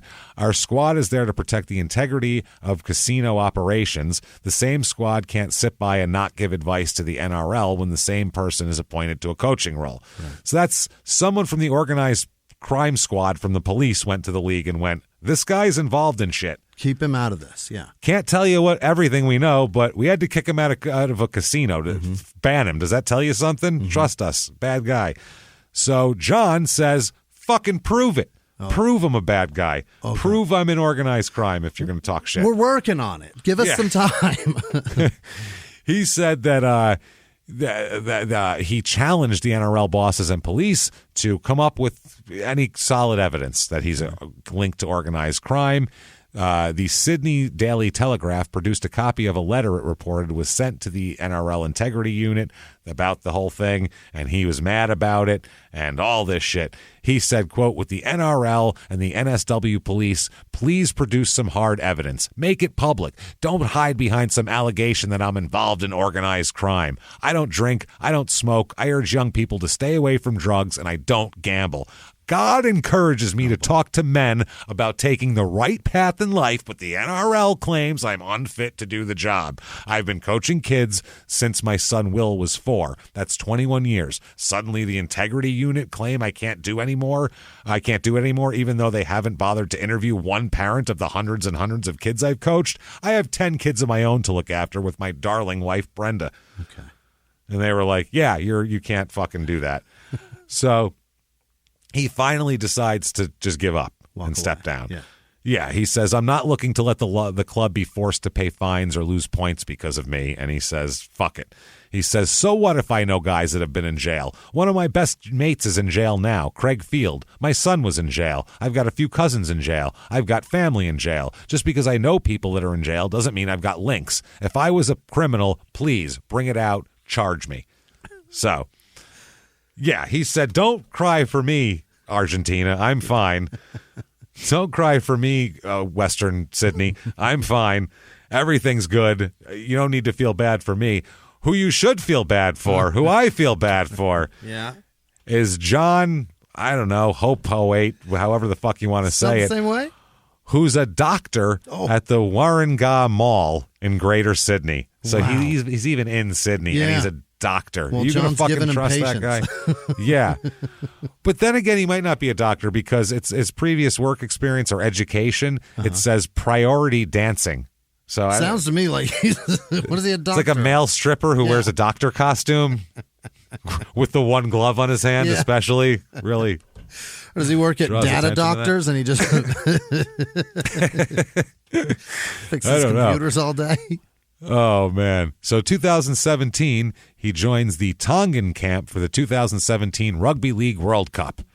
So, they said that you've got to be a man and to own up to what you want to do. If you're man enough, you'd make the phone call and tell them, I guess, because they're saying that people said he shouldn't have been on the team, and he was like, well, you should fucking tell me and say it to my face and all this shit. So John responded, who the hell is Adam Blair to come and say that? They don't know anything when we name him in our team, and that's what we're meant to turn up for camp. I don't know what the fuck they're talking about. I'll bash Adam Blair. I don't care, is what he says. So, okay, wants to bash him. July 2018, he bashed somebody. He is charged by the NSWRL for punching opposition players while playing for the Narawena Hawks against Forestville in a local A-grade match. It was alleged that he also threatened players of the Forestville Ferrets team as well. The Ferrets. Oh, Ferretsville. The Ferrets. Ferrets, yeah, Ferrets. Forestville Ferrets. The FoxSports.com AU broke the news on Tuesday, published this whole thing, which occurred. A fight occurred, broke out. He's been charged with medium-range striking, which carries an automatic 4-game suspension. Just say punching. Yeah. That's called a punch. Medium range. He's also been charged with 3 other offenses from the same game relating to code of conduct. So hasn't changed a fucking drop. Also, he repeatedly threatened to, quote, bash you cunts before being sent off by the referee. Fantastic. He said to one guy, a Forestville coach alleged that John approached the Ferrets bench after the send-off and said, quote, I'm going to take you behind the sheds and fucking flog you. Oh, we're going to go behind the woodshed. I guess so. He fired off insults, swearing and threatening to fight players if he got sent off. He can be heard in the footage calling one player a fucking smart mouth cunt before saying, I'll fucking bash you, cunt. And then he says, if I get sent off, I'm going to fucking bash you. So, yeah. He can also be heard telling referees to shut up, and then also repeatedly threatening to bash players as well. He's 44 years old at this point in time. Bro, you got to grow up a little bit. This is fucking crazy. He says he acted like an idiot, obviously, but he didn't make any threats on the field. He said it's the heat of the moment. It's footy. It happens on the field, and that's it. I carried on like an idiot and got sent off, and that's it. I carried on like an idiot. Who cares? It's the story of my life. I'd said I'd bash him on the field, but what's wrong with that? It's part of the game. Oh, come on. So in court, though, over this, it's claimed that he threatened to smash an opposition trainer, told a Forestville official to fuck off, and said to an opposing player while standing behind the bench, you're dead, I'm going to smash you, you dog. Oh, boy. They said, do you have anything to say? Why did you do this? And before he said he didn't really do it, he just acted silly. Now he's got a reason for doing it. He said, quote, no one gets angry for no reason. I was called a fucking black monkey and I didn't like it, so I threatened to bash him and I'd do it again. Yeah. That's what he said. He said when asked why he didn't report the racial slurs, any time up till right now, he said that, the reason was because, quote, he wasn't a bitch. So, Well, he's fun. He said, I, too, was angry. I was too angry to say it because all I wanted to do was slap the guy who was being a smart arse. It's unacceptable behavior, but are we going to let these people get away with racism? I'd do the same thing here if someone called me a fucking black monkey. And then he apologized for carrying on like a friggin' mug. And they said, you, sir, may fuck off. He's banned from all involvement in NSWRL Rugby League for 10 years. It's over for him. Grow up. But then the ban also, it's 5 years of it they suspend, they say. Okay. So he's 5-year hard ban and then 5 years suspended. So if he fucks up during that 5 years, they can tack that on there. May 18th, he has his 11th, or May 2018, he has his 11th child. That's Aunt Baby. Holy fuck, Aunt Baby is born. Aunt Baby. 2018, he's playing for Manly in the Legends of League charity event, so it's not an official thing here. He's allowed to participate because it's not controlled by any governing body. Yeah. He wore a rubber glove on one hand during the match and kept fucking, pretending to showing it up like I'm going to stick his finger up people's asses. People called it repulsive. But in 2019, he says he has no regrets for fingering assholes. None. Nope. He said that, he said, quote, I'm proud of my finger antics. You can either embrace it and make it a joke, or you'll be getting angry your whole life because people will be hammering you about it. You just need to embrace it. That's all OJ needed to do, was embrace the fact that he cut his wife's head off. Yeah, I know, man. I fucking stabbed her good, right? Ron, too. Hell yeah. High five. What the fuck? No. When you make it a joke, people go, oh, he doesn't care, and they forget about it. No, they don't. No. People don't forget. They just make fun of what you're saying about it now, which is even funnier. Yeah. He said that he was, quote, doing a degree as a prostate cancer doctor. He said, I couldn't do my courses because I was playing full-time footy. I had practice on the field, and that's what I was doing. I was just raising awareness for prostate cancer. All right. He said, the NRL suspended me, but I look at the game globally. They should have paid me. People in India knew who I was. The finger man. Holy shit. So in 2019, after that, what does he do? He goes back to boxing. Is that right? He's in his mid-40s. He's like, I'm going to box more. He's out of his mind. He boxes Paul Gallen, who's 8-0. He's a good fighter, too. Jesus Christ. And he got knocked out in the second round. So now he's 12-6. He said, I got caught by a good punch, and I can't hide from that. I went to sleep and fell over. He got knocked the fuck out, which isn't good for you when you're older, by the way. In November of 2019, at the St. Mary's Band Club, this is a real storied venue, I'm sure, he fights Lucas Big Daddy Brown, who's 28-2. And kicks the shit out of him. Yeah. Yeah, Wait, he loses him? again. Oh, no. okay. This Right, Lucas Big Daddy whooped his ass. Yeah. So he's 12-7. I guess he stumbled across the ring and fell near his corner. And trying to get away. He was trying to get to his stool, and he said he was preparing for the next round. He didn't realize he had to finish this one because he was. Yeah. He said, quote, I had him hurt, but it just wasn't good enough. I gassed out, and he was the heavyweight champion of the world. 4 days preparation just wasn't good enough, I suppose. I guess he jumped in another fighter. Whatever. 2022, his son, Jimmie, like we talked about, pleads guilty here.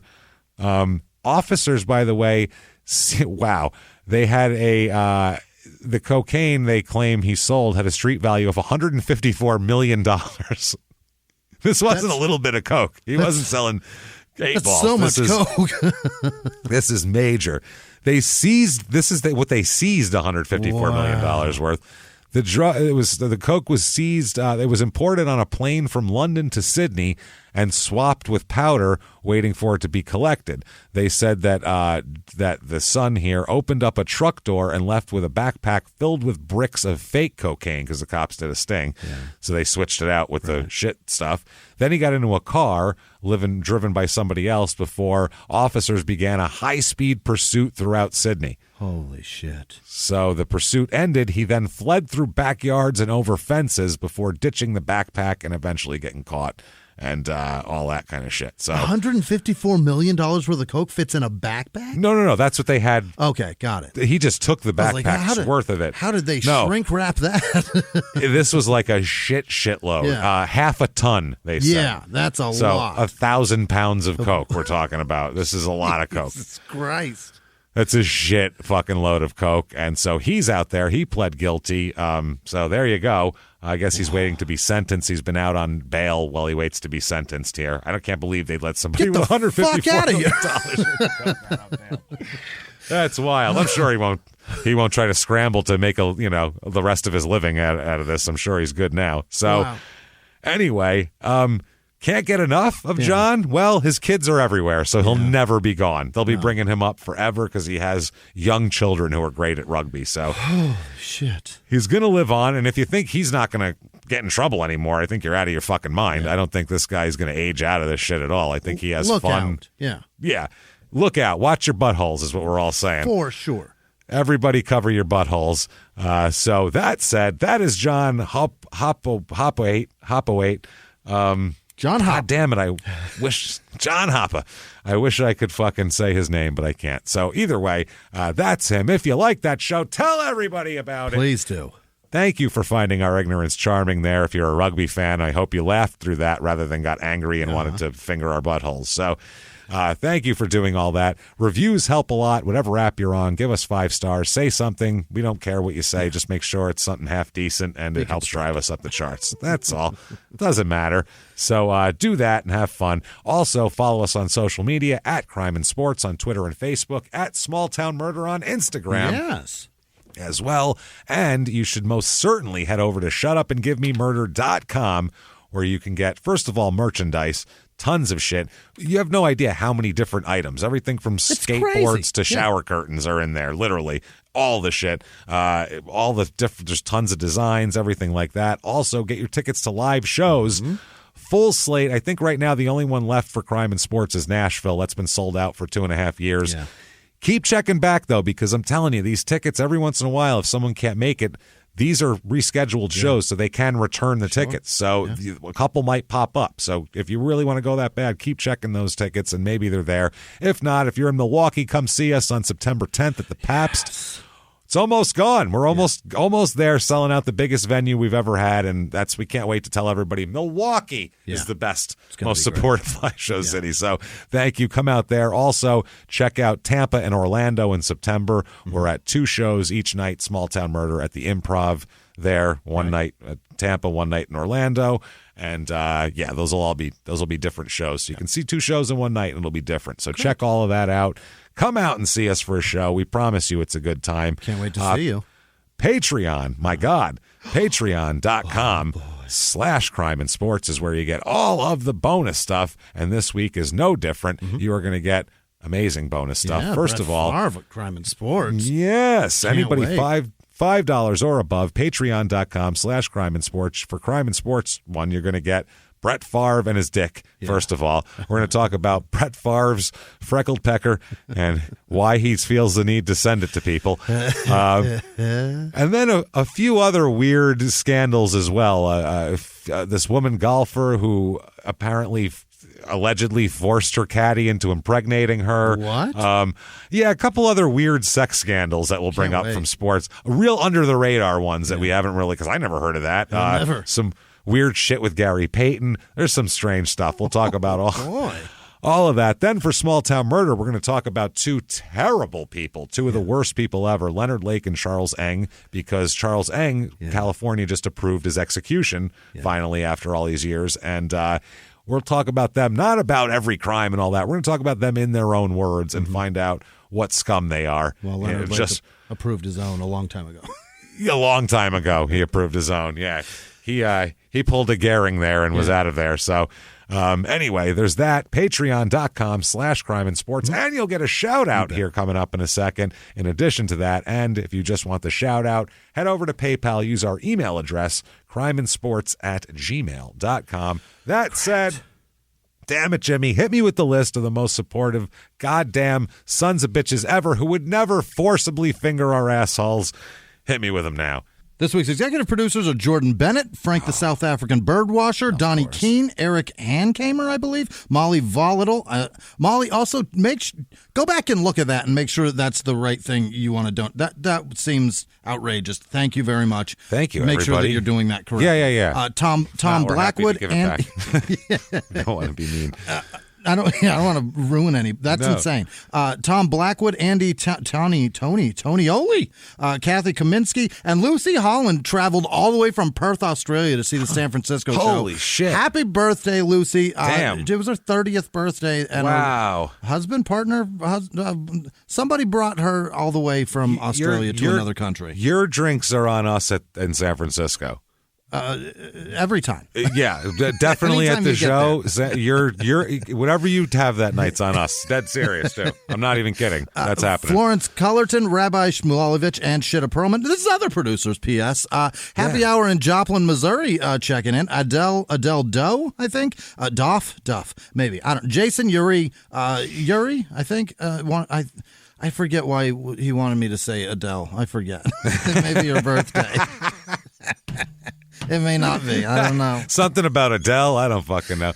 By the way, I think nice to have you, Adele. That's our new thing, I think, now. If you come from another country specifically to see our show, we got you covered. Your drinks are on us. Your food's on us. We got you covered. I'll sleep in a trash can if I have to do it. That's fair, I think. You deserve to be fucked up if you travel that far. Absolutely. Janice Hill, Amy Coleman, congrats on your good divorce. That's fantastic. Little Latin Lupe Lou, I think... I may be wrong, but I think that's a porn star. Okay. Joe Settle in Portugal, Yang Kong Vang, I believe. SG, Julia McLaren, Steve Bockler, Anna Jellick, Beverly Stubbs, Tim Riddle, Zach Hernandez, David Proshaka, Richard Stone, Sarah Jane, Jacob Drosler, Punky Leonard, Chris Swihura, Devin Galloway, Ethan with no last name, Kelly Marie, William no last name, Lauren Birch, Jen Breen, Boy Kwani, I think, Jennifer Pitts, Jennifer Kuhn, Sarah T, Riley Mara, Harrison Graham, Tony Patrick, Jody with no last name, Will Thomas, Leona Soy, Desiree Hernandez, Steve Brown, Shrada Lal, I think, Jamie Serecchio, Brian Masella, Michael Canavy, Kendra Sullivan, Barbara Atkins, Mr. Richard Smoker. I don't know what he's trying to say. Yeah, you know what he's saying. Yeah. You get what he's saying, I think, Jimmy. Could be a real name. Who knows? Patrizio Argento, Haley Tebby, Malcolm Simpson, Tavoli, Berryyoung, what? Sandy Heltzel, Philip Berryhill, Pauline Strong. Jimmy's like he just got here from another planet. I question every single one of these. I know. That's true. You do have to be suspicious. They're trying to make you say dumb shit, so that's a good point. Dylan Powell, what does that mean? Are you trying to tell me I suck cocks? Is that what that is? Who's that? Does that mean I suck? Does that mean, what is that, a reference to the Goonies? What's happening? What am I missing? Pauline Strong, I think I said that. Oracle of Oz, Carolyn Benton, Stephanie Smith, KJ, Chris Krupka, Samantha Schlossberg, Lindsay Collette, Rebecca Pettit, John with no last name, Andy Nichols, Stephanie Schmalajovan. Schmalajovan? Okay. It's never going to happen is what that is. His tongue and lips aren't going to make that sound work. I'm sorry. Whatever those letters mean, that's her last name. He would like to say it, and he's thankful, though. Jack Murphy, Craig Cooper, Ellen the Red Dragon, Rachel with no last name, Tom Callahan, Big Tom Callahan. Hey, Big Tom. Matthias Long, Nate Robinson, probably not, but another one. That's Daniel Beatty, Katrina Stratton, John E. Blair, Travis Loria, Jeff McNaught, T. Dolan, Chris Spall, Carla Walsh, Jeff the Bucket of Wriglin Peckers Heavener. Of course. Got to have that. Goes without saying. Why the hell not? Why not? Gabby Kimes, Trevor Gaylert, Madison Vaught, Will Rockwell, Jenna Pintano, Jasper Goodfriend, Chris Scarmazzi, I don't know what it is. Your face Chris on that the Italian Scar. Vanita Somnat. You look so mad at yourself on that one. It's not your fault, It's Jimmy. not going to happen. It's not your fault. Vanita Some Nachos, A Random Package, Stuart Myers, Colin with no last name, Lashana Brown, Avery Webster, I believe, Robert Dauphin maybe, A.H., Dale Mason, Justin Collier, Jared Hart. Happy birthday, Jared. David Martin, Elizabeth Wood, Robert Colatuano. That's never going to happen, Robert. Tyler Combs, Logan Moe, Jason Vickery, Trevor Beller, Sarah Amadoro. Cracking me up. Arnidor. Yeah. Sarah, thanks. Yeah, thanks, Sarah. John Kate, Stacy with no last name, Terrence Kelly, Chip with no last name, Ty Sharp, Meredith Piffle. That's a tough one. Sucky McNuts, All-Inclusive Clothing Company, Sharon Riley, Storm with no last name, Tucker, also no last name, Taylor Gant, Steven Sanders, S. Ice, Justin Killian, Dennis Abernathy, Colton Cieslunski, Taylor S. Well, I do say Eastern European. I was going to say let's add Polish to the list, but Eastern European and Italian are the Michael Kubachak. Good. Tanili Luganbill. Oh, boy. William McDaniel, John Kolick Jr., J. Rum 91, David with no last name, JDR 67, James Villa, Lady Vera, Melody McKenney, Clinton Lewis, Wicked Sled, Danny Oakley, Susan Garwood, Richard Johnson. There's another one. God, I don't believe you, Richard. Not a bit. We don't believe one person named Richard donates to us at all. So if your name's Richard, give us your middle name because we're not going to buy it. We're just not buying it. Sorry. And Johnson, how dare you? Yeah, that's not even never. true. At least never Smoker tried to put it in they tried to couch it. If you weren't paying attention, you might have. Ashley with no last name, Mel with no last name, Laura Skidmore, Chaos with no last name, Nika with no last name, that's a hard K. Child of the Corn, I eat Granny's tuna, no I don't. Susan Anderson, Victoria Monofusco, Savannah McKenzie, Monica Miner, Gary Crenshaw, Tracy with no last name, Selena Mimranak. Probably not. Amy B 8003. Taylor Lambert, Luce Aldred. I don't believe you. David Schulze, Hunter Menzel. That might be Louise, and my computer corrected that. Or Lewis. There's no way somebody's name is Luce, right? No. I mean, first name? It's possible. Yeah. Luce? I mean, might be a nickname. Maybe. I mean, not one that anyone would probably call them to their face, but...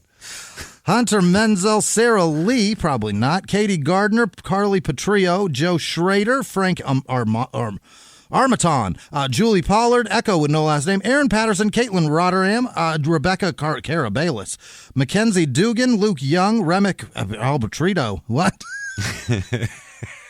Nicole Lehman, Victoria Shen, Aaron Tarasi, Darcy Bristow, Team Jackson, Charlene Griffin, Robert Patrick, Barbara Flick, Ashley Blackwell, Carolyn Eldridge, Colin Anderson, Billy Eppinger, Sandra Thompson, Dana Boatwright, Samantha Hahn, Susanna Pena, Jen Meents, Lori, Lonnie, that's Lonnie, Lonnie Rainbow, Jeff Bridging the Gaps, Anna Krista, Nick Butler, Chris McCombie, Allison Morby, Daniel Reed, Daniel Parker, Nicole Reinhardt, Jessica Harley, maybe, Zachary Norman, Garrett Lambert, Kat Holder, Lydia with no last name, Stacy Thomas, Kira Lyles, Lauren Halbert, Kimberly Brown, Brittany Coffey, Noah Escalante, Aiden Poling, Megan L, and all of our patrons. You guys are amazing. Thank you. Thank you, everybody, so much for all of your support and all that you do for us. Honestly, we fucking can't thank you enough. So thank you for what you do for us. We hope you enjoy the bonus episodes as much as we like fucking making them. So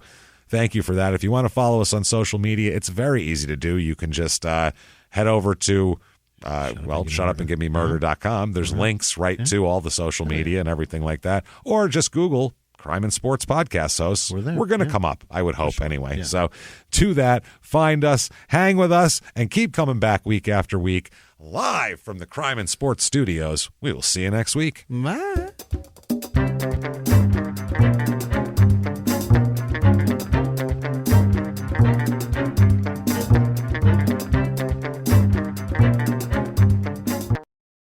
If you like Crime and Sports, you can listen early and ad-free now by joining Wondery Plus in the Wondery app or on Apple Podcasts. Prime members can listen early and ad-free on Amazon Music. Before you go, tell us about yourself by filling out a short survey at Wondery.com/survey.